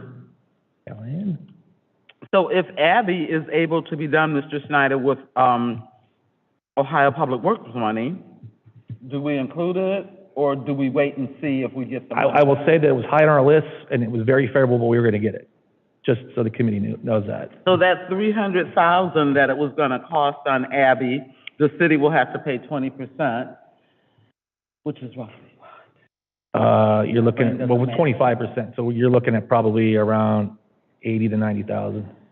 But Our share. that would be out of Muni Motor Vehicle, not issue 6, residential street paving. Yeah, we have money left over, Mr. Corbin. We'll talk about that later. So we're looking. Yes, ma'am. We're looking at a lot of money left if you only are gonna spend 30,000. We're talking about almost, come on, John, my brain doesn't math. About 100 and, what is that? 60-ish? 160-ish? Yes. May we have it, Mr. Corbett? Yes, Madam Chair. Thank you, sir. We'll figure out how to spend it. Thank you. Mrs. Simmons, Ward 5. Oh, I'm sorry. Mr. Oswald, Ward 4. I'm sorry. Thank you, Madam Chair. Well, actually, after we got this extra money, because I didn't think we would even be able to do what I have on here, but I just got a call, and I put a call into engineering. She put a call in. I don't know who owns the street, but it's the entrance from Gulf Road that goes into Rafa Academy. It used to be Northwood. And I just did drive by there. She would like to have something done. It is pretty bad. If it's our street and we could take care of that, I think that would be great, because she's done so well in trying to do this. She gives us that school use for Safety Town. I don't know what that would be. It's not a long branch, but is that actually our street? Up to roughly just past the house that's on the end of the street there, yes. Yes, it's considered city right away. So can you kind of calculate doing something like that? Very small street, probably about 25,000. Can we put that in there, and then I'll call it even? Because I still got some money I won't spend. Right? Yes, you have about 46. So that I understand, Mr. Oswald, you want Berkeley, you want all of those streets done? Yes. And you're good? And then add the street going into Rafa Academy, and then Mr. Sarah might have a comment through you, Madam Chair. Mr. Sarah? Through you, Madam Chair, just an inquiry, and I know it's gonna be a little ways off, but would it be better to bring equipment over there to do that small section, or jump across Gulf Road when they're doing the rest of Poplar and catch that at that time? To you, Madam Chairman. That was actually the plan already. We just didn't have the money figured out how we were gonna pay for it, so. Thank you. Can we take a 5-minute break if you all don't mind? Sure. Okay. Do I have to take to a vote? Thank you. 5 minutes. We'll be right back.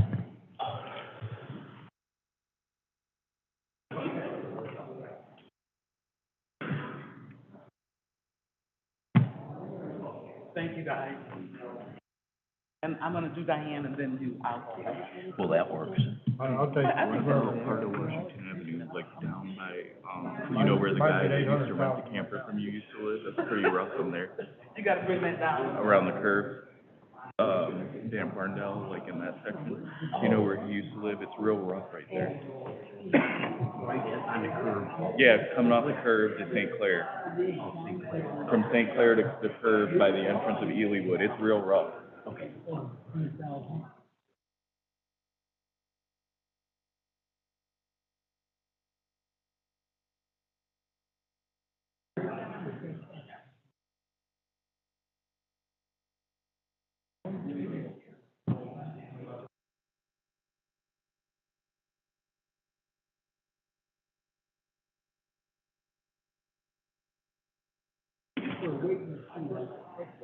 Have any more of the,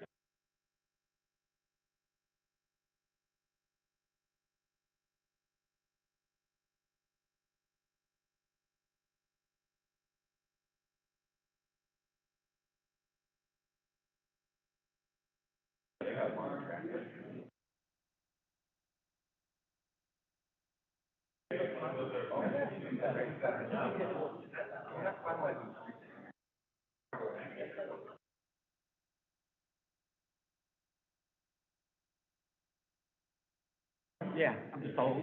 Oh, no.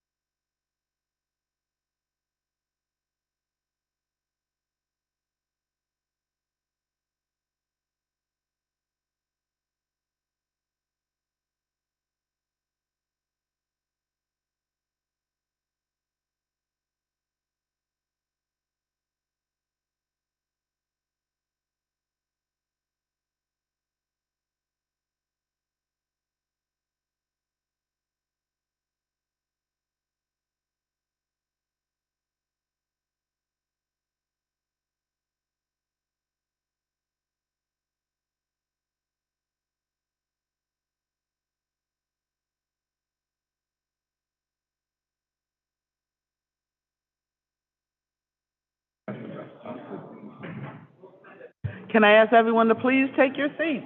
We'll begin.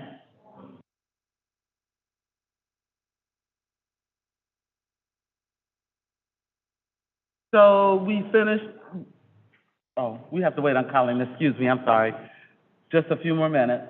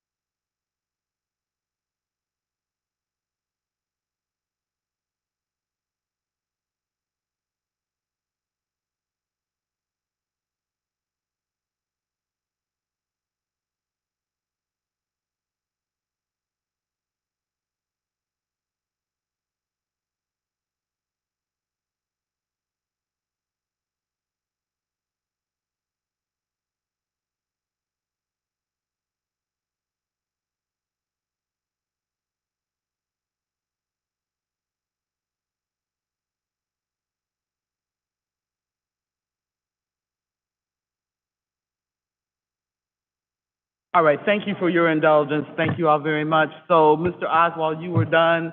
Mrs. Simmons, Ward 5. Can you turn your mic on? Okay, Ward 5, State Street. Wooster, Howe, Holly Lane.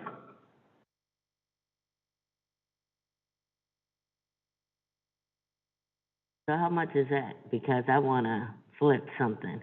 It's 413,000. No, Fourth Street was 74,000.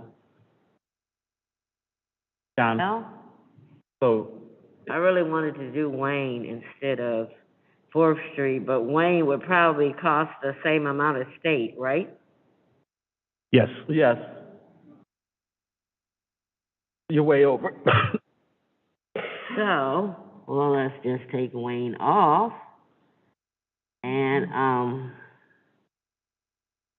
if I could get Fourth Street, I'd be over again, but, I mean, somebody got some money somewhere.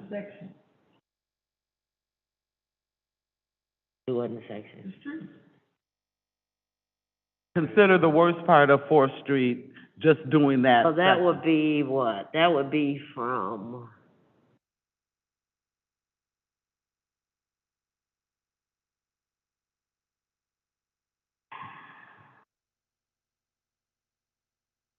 there's a section, middle to East Avenue.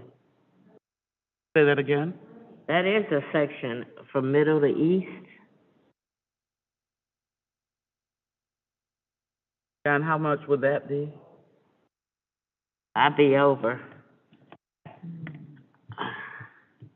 Let's, But I'd rather not be under. I'd Right rather now, be Fourth over Street is than from under. middle to east.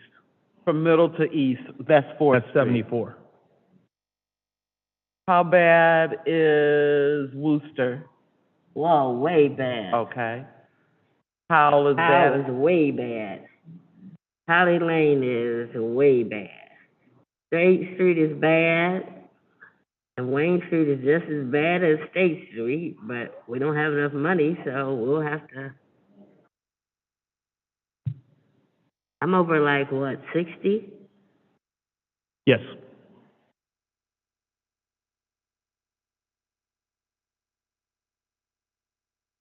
Huh? Yeah. You gotta come way down. So we've got to take off Fourth Street. I mean, we've got to take off Wayne Street. Wayne Street isn't actually in the calculation right now. Not at this time. It's what? It's not in the calculation at this time. Oh, I would. I got it trimmed 60,000. So that would have to be Fourth Street. That's because Wooster and Howe is ridiculous.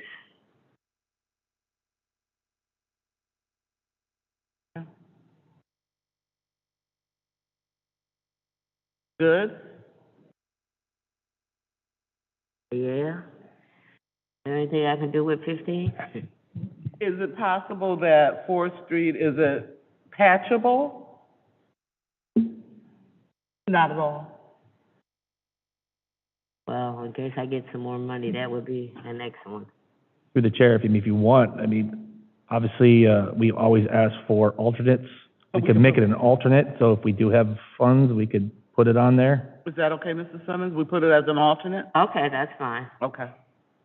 Put it as an alternate. You good? I'm good. Mr. Sarah, Seventh Ward. Thank you, Madam Chair.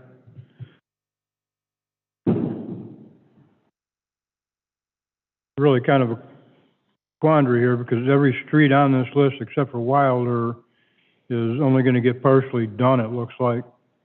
And I was hoping, with the extra $1 million that would be targeted on maybe finishing some streets instead of adding streets, but it is what it is there.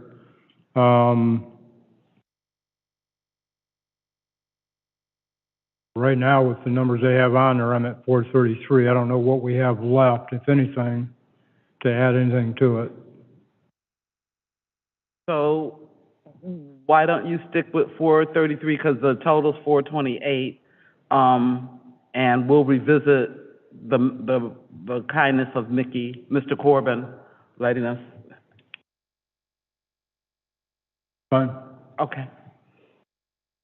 Let's do Sixth Ward.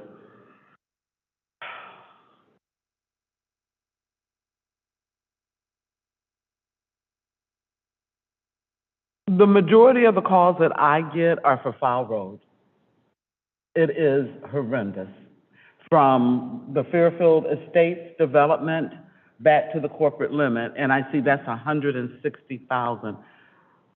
But wait, I'm at 426, but not including Foul Road.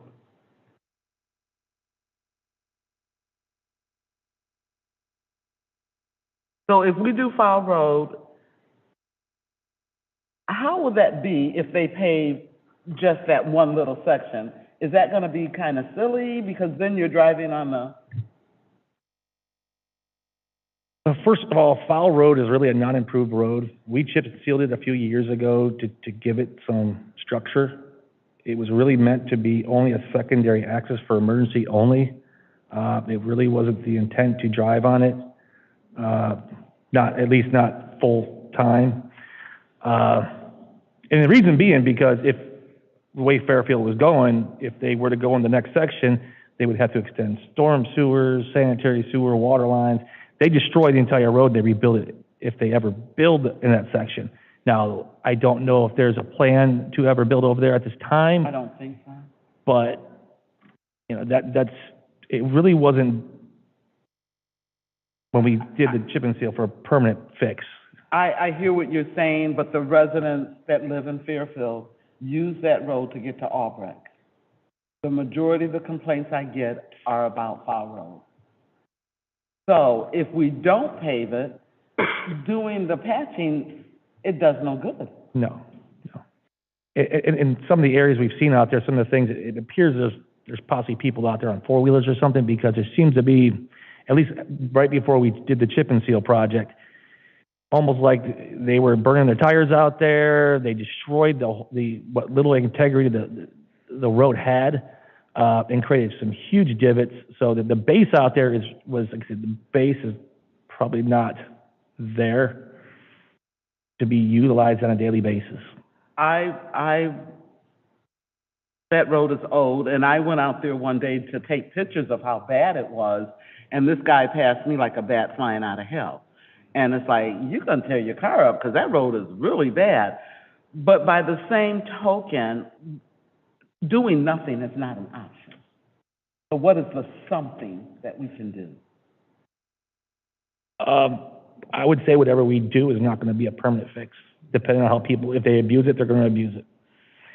To do a real road, the $160,000, and you really need to have a base out there in order for a road to last. You need to have drainage out there if you want the road to last. Yeah. Unfortunately, we don't have that out there. Okay, so, and Mr. Forthover, maybe you can help me understand this.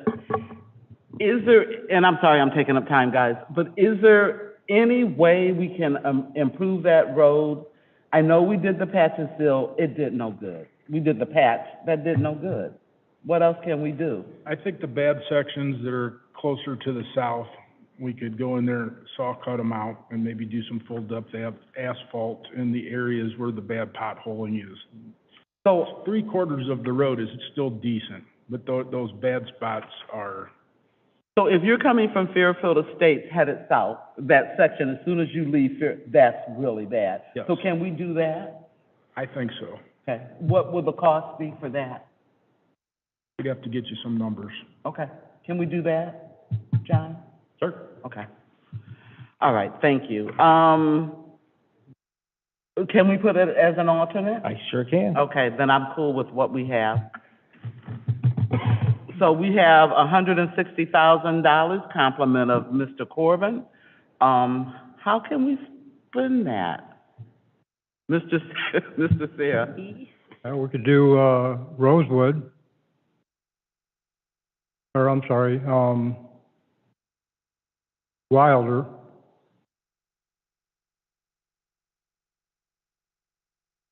That will get me closer to being caught up with some of the wards. Hold on just one second.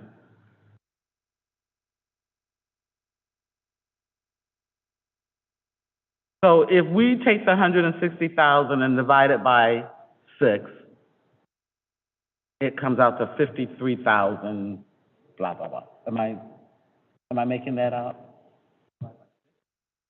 I'm making that up? So 50,000? Madam Chair? 30? Yeah. Okay, so through you, it's Madam Chair. 26,000 per ward. Is that cool? Mr. Sarah, can you get anything done with that? With how much? 26,000. No? Do you not want it? Well, no, I'll take it, but you know, the next street down, lowest cost, $63,000. Oh, Dewey. That's only, you know, part of the street. Yeah. What did we say it was, 26,000? Madam Chairman, just so you know, I did, when I was doing this, I did put in Ward 5, the 4th Street. So even though you have 160,000, obviously we want more for alternates, and I did put that alternate, and it's in the total as far as the 2,851,000. So we've already, if I took this out, it would actually be higher. That's all I'm saying. So it's included in the total cost right now. I have an alternate built into that numbers. Okay. So we're good. So I'm just saying, when you're, it's up to you, obviously. When you divide it by 3 or 6 wards, technically I already put some in Ward 5. Okay. So you could divide it by 5 wards and have 30,000. 30,000? Can anybody work with 30,000? Can anybody use it? Is that what you're saying? He's already put in your ward as an alternate on the, excuse me, on, 4th Street. 4th Street, yeah.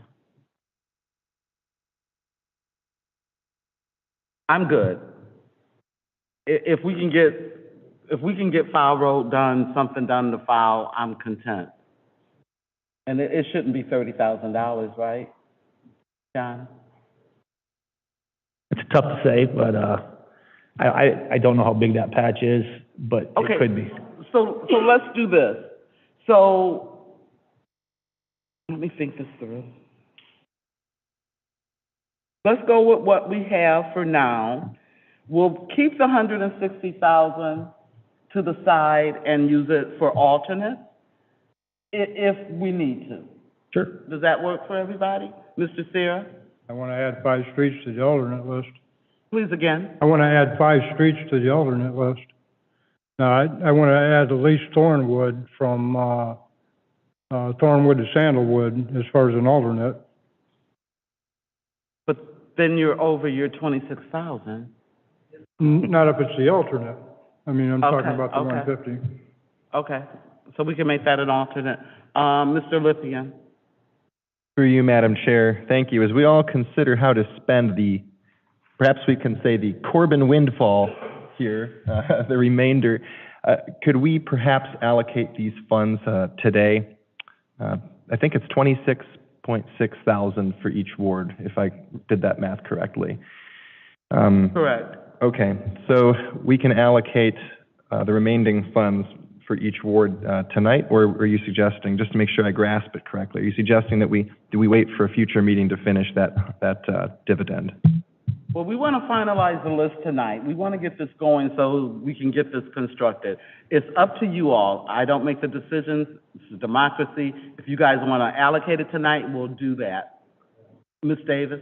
Through you, Madam Chair, with the windfall, we can always come back. We need to finalize our list. We want to be ahead of the game. Right. So they can get started. Right. And we already done ballpark in on the main one that we're going to get fixed, and we're talking about alternates. So in saying that, I would like to add Dewey Street, which I don't see on my list here, but I know it's on my other list somewhere. Dewey is, and I don't know how much it is, even if I did patchwork to it That is an alternate? as an alternate. Okay. Dewey Avenue, I think it's all Dewey Avenue. Ms. Simmons, did you have your D-E-W-E-Y. hand? Excuse me? I'm sorry, Ms. I was just saying D-E-W-E-Y. Okay. Ms. Simmons, you have your hand up? Mr. Lippian, did you have your hand up? No. He already has my alternate. So tell me what decision we just made that, Mr. Lippian.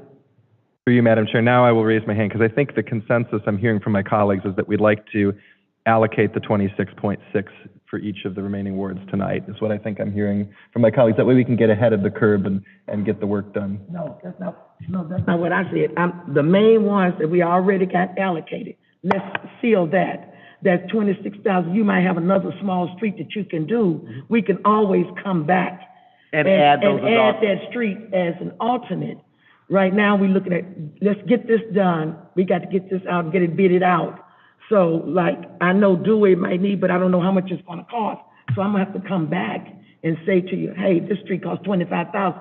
Now I can get it fixed. Mr. Lippian. Through you, Madam Chair, so understanding my colleague correctly, I think she's saying that we take this 160 divided through the rest of the wards and wait until the next we get meeting pricing to and get we more can- pricing on that. And I think that's reasonable. Does the committee concur? Fine. Okay. So it seems that we have our streets. Do you need us to go, what you have is good? I just want to make sure I clarify before we, so we're going to basically do everything that was shown in this column here, Yes. which pretty much totals about a 2,851,000. And that does include the one alternate that I already have in there.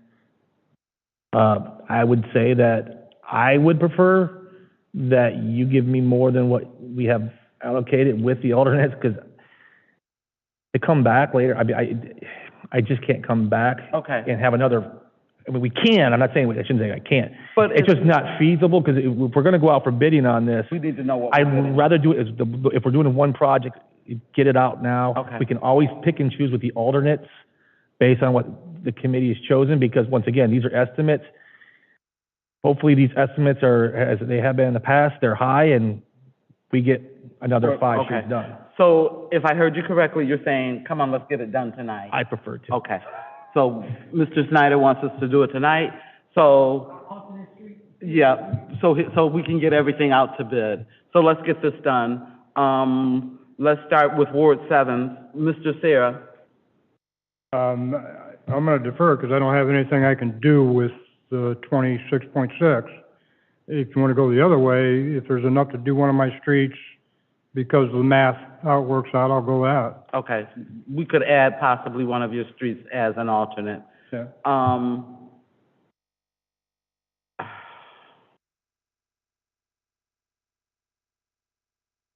Mr. Lippian, I have to think. Mr. Lippian, Through you, Madam Chair. Yes?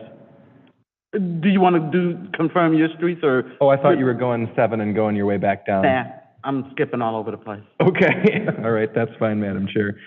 So what I'm looking at here is, we've got this 400 block of Kenyon. Mr. Assistant Engineer, do we have a price point on that? Unfortunately, I don't have one at this time. I would, Okay, so not having one at this time, Excuse me. Yes. On this sheet, Ms. McKillop has Kenyon, 400 block, 76,000. okay, through you, Madam Chair, thank you. I didn't have that sheet in my mailbox, so I'm only going off of what I can see on the computer screen. So that's obviously outside the ballpark of 26.6. Perhaps you can fill in South Logan. I know that'll be substantial. What do you have on your sheet, Madam Chair, for South Logan? 69, South Logan, Broad and Eastern Heights, 69,000. Okay, 69,000, thank you. And we already did the Stanford block, so we covered that 60,000 there. Mr. Assistant Engineer, could you please opine a little bit on your opinion? Because I know East Broad Street is going to get repaved, I believe next year, correct? we actually open bids tomorrow. Okay, for the East Broad Street repavement? Yes. And the target year for that to be completed again is I'm sorry, completion, yes, it would be November of 2024. 2024, November 2024, okay. Because driving down East Broad, there's definitely some spots that are very bad, and if we could just patch them, I feel like it might be beneficial to the shocks and struts of anybody, not just Ward 1 folk, but anybody that commutes down East Broad Street, to be able to have some of those rough edges smoothed over a little bit. What's your opinion on that, given that a year later we would have a resurfacing? Actually, I mean, the resurfacing should start this year. it won't finish until 2024. So we're opening bids tomorrow, and I don't have a schedule from a contractor, obviously, yet. So once we have that, I could tell you. I would not touch that road with, other than street department. You know, if there's patches that need to be done, I would have street department take care of them, but not as part of this program. Great. Through you, Madam Chair, so it will start this year on East Yes, Broad Street. starts this year. That's very encouraging, because it needs it. Okay, thank you. In that case, then, looking at Ward 1, I think we would like to do the block of South Logan, as much of that as we can do, because there's a school over in that area. So as much of that as we can get accomplished, please. So that is $69,000. Right, yeah. So you're saying, is there a specific section that you? Yeah, I would like to take the section from the intersection by the school towards East Broad, if possible. What were you going to say, Assistant Engineer? Well, I just want to make it clear that we typically just don't stop and start anywhere out there. I mean, I'm not going to, per se, say, well, we're going to spend $26,000 there, because we like to start and stop at catch basins, because we're trying to make sure that the surface drains. Sure. So that's typically how we do things, just so the committee knows. It might be more, it could be less, depending on where we're stretching to, just so you're aware. I mean, we'll do as much as we can, I agree then.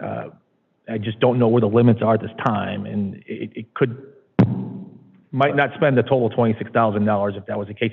Could be more, I don't know.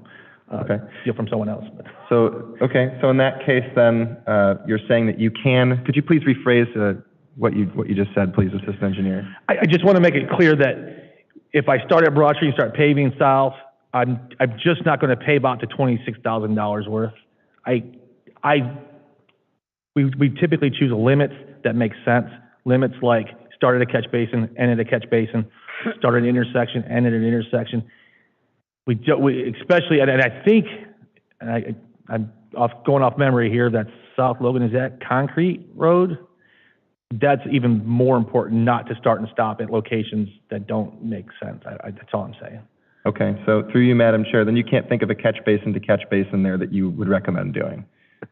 I mean, we'll find the best spot to stop and start is all I was saying. Okay, so what you're saying is your assessment of South Logan is that with 26,000, you wouldn't be comfortable doing a fraction of that, and that's sensible. So then we can look at,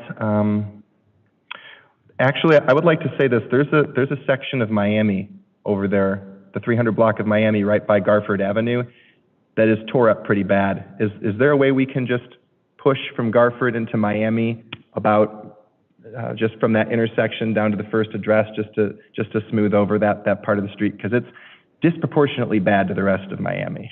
Yeah, and as well as the kind of like the South Logan conversation, we do estimates based off the locations you've given us.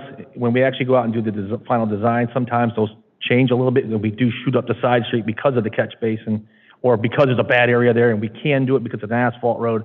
But yes, I mean, if it's something adjacent to an existing road that we're going to be taking care of, yes, that's a good way to extend, I guess, a project, pretty much a project. Okay. So then you're saying that we could do that piece of Miami? Yes. Okay. What do you think that would cost, sir? Right now, I need to pull a number. It's pretty difficult for me to pull numbers right here without knowing how far I'm going. Fair. Well, we're just taking your recommendation to complete the list tonight. So we're I would say $26,000 is probably, you're going to get a few hundred feet. A few hundred feet? Yeah. Okay. Oh, what were you going to say, Madam Chair? No? Okay. A few hundred feet is maybe a little bit more than we need there. Why don't we let the engineers go out and at least give us a price, and we have something to work with. If we need to put it as an alternate, we can. Well, through you, Madam Chair, I think we discussed that we wanted to finalize the list tonight, so will we finalize Miami and just wait for their price point on that? Is that what you're suggesting? That's what I'm suggesting, that we just wait and, add it to your list, and Mr. Schneider and his team can give us a price. And if it's more than 26,000, they'll do what they can. Yeah, sure, Madam Chair, and just going off of that, the Sherman and Harvard intersection, it's about the size of that. Actually, it's slightly smaller than that, and that's 14,000. So this little piece of Miami I'm talking about is actually not quite as large as the Sherman and Harvard intersection. So if we did that, I'm going to say probably 14,000 is a reasonable estimate, just for a number to have as a substitution for tonight. Just because I have eyes on these streets, I see them all the time. So if we assume then, reasonably, that there's $14,000 in that piece of Miami to be done, then for the remainder, there's some sections on Eastern Heights Boulevard that are pretty bad, especially by the intersection of Harvard and the intersection of Sherman. If we could patch up some of those areas there, and I can work with the engineering department to find out what the equivalent of that, let's see, 26, 16, 50, yeah, 11,000 would be, just as a patch or two would be helpful, as we're trying to find out what to do with this 26,000 we didn't expect to have today. Yeah.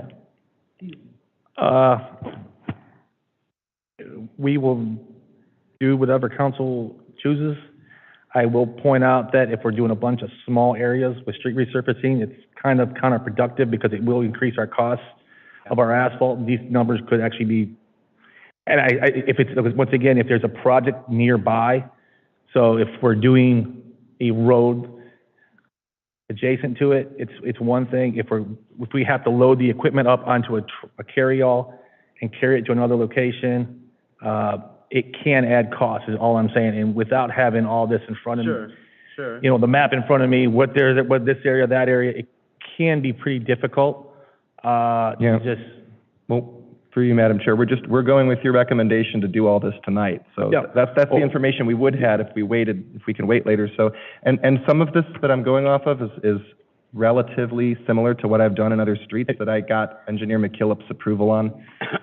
I mean, if council would rather wait and have us do, I'll say, do this in multiple phases.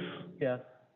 Our biggest concern is here we are in, middle of April, and we haven't even started the engineering part on these. So so just hear me out, guys. So if we say tonight, what we selected is phase one, at least we can go out to bid, we can think about getting started. The suggestions, if we say those are phase two, would that work? If your phase two is a $100,000 project, no. If your so if we take phase one, and for instance, and once again, if we're breaking it up, we'd like to break it up in geographical areas because it makes more sense, because the less travel with equipment, the better. It would make sense to say, okay, we'll do $1 million here, $1.5 million here, and $1.5 million here. Sure. When you're doing the small projects like that, you don't get a lot of bidders, and the cost definitely goes up, because the guy who will be in town doing all this work, he might not be the one who gets phase two. Right. And therefore mobilization, you're paying two mobilization costs, so the way we've done it in the past, we've always gone way over, and then the alternates we kind of put them in according to the money that we have. Yes, one ward might get a little bit more than another ward, but we've kind of selected it so that the money is all being spent to the best of our ability. Right. Not necessarily picking one ward over another ward. Once again, small projects, too small of a project is not a good thing. Okay, But- so I see hands up, but let me just throw this out there. What if we just take the whole 160 and give it to Mr. Sarah? That's what I was gonna say, Madam Chair. Very good. Well, I'm glad you guys agree with me. Madam Chair? I didn't either. Okay. Because do you all hear what Mr. Snyder's saying? That we can't do these little bitty roads. It doesn't make any sense. Right. We have $26,000, and you all know for $26,000, we're not do gonna that, get a lot done. Can we wait So until the let's- chair recognizes people to speak, please? Hold on. Thank you. So, Mr. Oswald had his hand up forever. Mr. Oswald.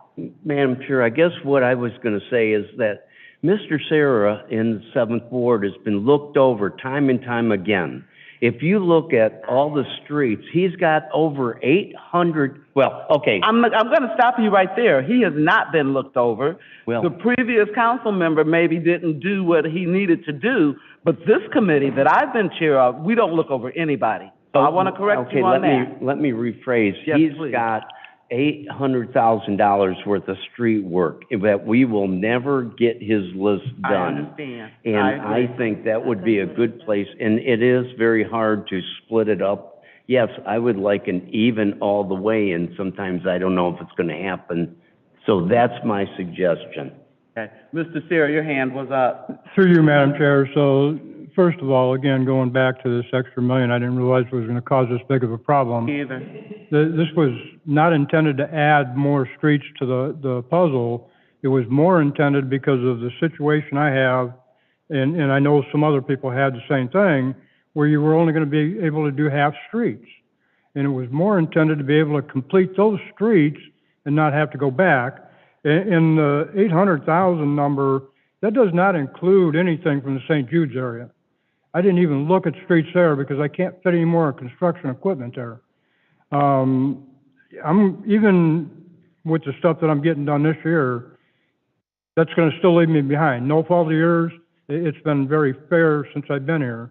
But in the first several years, we had nothing to work with. We had no money to We work with. finally got issue 6 passed, and Yes, it's sir. been great, Yes, sir. okay? It's just been real tough catching up when it's always done equally between wards, which is fair, but it's still hard to do the catch-up. Yes, sir.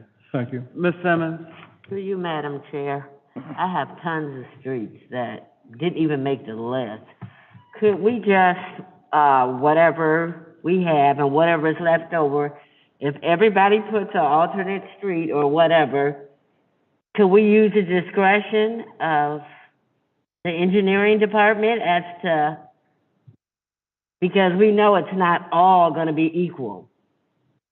So if maybe I think mine is over Mr. Sarah's and let them, what is it, 60,000 or whatever? 26,000? Let them do the discretion because you're trying to put little streets, and you're making more money. Yeah. Let them be the discretion as to, and we won't be mad. Yeah. And see, it was never by intention for this to turn into a big kerfuffle. You Right. know, I just thought if we had extra money, we would try to spread it out. Mr. Snyder, what are your thoughts of, we give you all the streets, you pick which ones you want to, I don't know. As we do every year as well, like I said, we always pick alternates, and it seems like every year, we pretty much have done all the All the alternates. alternates, And we've right. had years where we've had 5, 6 alternates in there. So not gonna say it's guaranteed, Right. but I'm We can hoping try. we've been conservative here. Right. And we can take care of everybody's alternate as well, but typically the alternates are the smaller streets and not a Right. $200,000 street. It's more of a $50,000 one, and we've taken care of a lot of them in the past. Is everybody okay with just putting your street as an alternate? Yes, and Okay. whatever you decide, through you, Chair, Okay. whatever you decide, So- I mean, we can't be mad because it's not gonna be equal. Right. So what are we doing, Mr. Sarah? Through you, Madam Chair. So if I understood that right, the streets that we have on our list as of tonight, whether they're priced out or not, are gonna be considered alternates, and the engineer can choose where they think the best money goes? The streets that we have tonight on the list that are priced out, that's gonna be the first list. Correct, but the ones, And the other ones are gonna be alternate, and they'll do they'll what automatically be alternates, they, and they'll do what they can. they'll do it. Is that, Very and I good. think that's fair. I do too. Mhm. Okay, you guys good with that? Yes. Madam Chair, in Ward 1, I wanna see what this $11,000 sitting out here floating for. In Ward 1, it has nothing going to it. So if it goes somewhere, or... Yes. Mr. Lithia. Through you, Madam Chair, I can answer that. That's just the assistant engineer put that over there to add additional repairs to the 400 and 500 block of park. He just didn't put it in the descriptor under Ward 1. So yeah, if you wouldn't mind, sir, putting under there yeah, exactly, Park Avenue, 400 to 500. So are we good? Yeah, We're the only good? other thing I would add for Ward 1 is if we could include that little slice of Miami there as another alternate for him to look at. That would be my only other suggestion.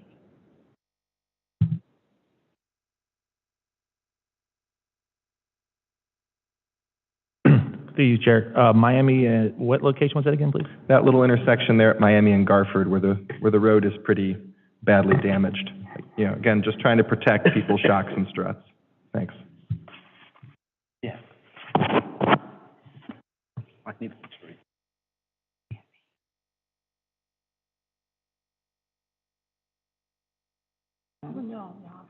So, John, so everything in gray on that list is gonna be considered an alternate?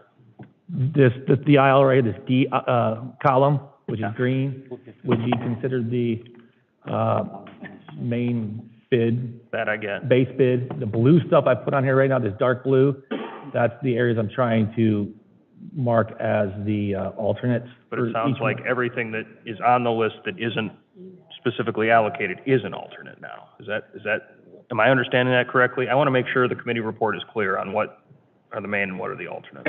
It's not every street, no.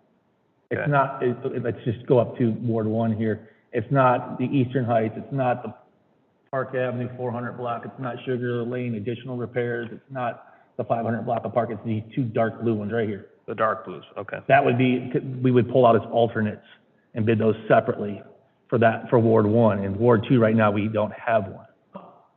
Ms. Davis? West River, at the mall, that's an alternate, and Dewey Avenue, which I don't have the card Oh. for that.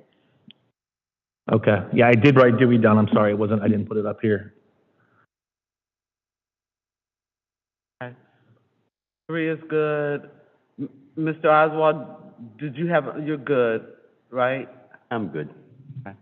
Ms. Simmons? I'm good. You're good because we're gonna do Fourth Street as an alternate? It'll be bid as an alternate, correct? Okay. Mr. Sarah, And he has Thornwood. you have, okay. And for me, Fowle Road. So, are we good to take a vote tonight? Yes. Okay, we good? John, you good? I'm good. Okay. So we have, can you email this to the clerk's office so that they have it to attach to the, legislation? Yes. Good, okay. Under these circumstances, I'm fine with that. This limited circumstance. Thank you. We have, excuse me. We have considered the matter of the 2023 street resurfacing program, and this is an ordinance authorizing the mayor to advertise for bids and enter into a contract for the 2023 street resurfacing program and to include the attached list of streets as discussed. Emergency clause requested due to seasonal construction time and constraints. Can I get a motion, please? So moved. Second. Moved by Mrs. Simmons, second by Mrs. Davis. Question. Thank you. All those in favor say aye. Aye. Opposed, motion carried. I'll entertain a motion for adjournment. Don't leave before you sign the committee report. Can I get a motion for adjournment? So moved. Second. Moved by Mr. Oswald, second by Mrs. Simmons. All those in favor say aye. Aye. Opposed, motion carried. Thank you, guys. Thank you, thank you. As I said 900,000 times, this is the most important work we as ward council members do. So thank you, and y'all made my head hurt. Why are you pushing around with $23,000? I know. Let's just do 3 doors, you know? And he spends an hour on I it. don't know. At one time, we need to start catching up I- with some of the worst wards. Right, and I get that he's fighting for his ward, but over $23,000? You know.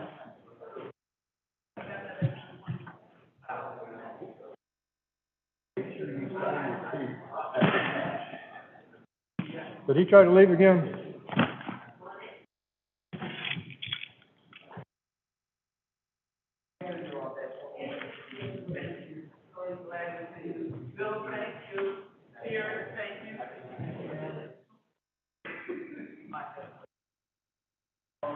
Night, Mickey. All right. One more year.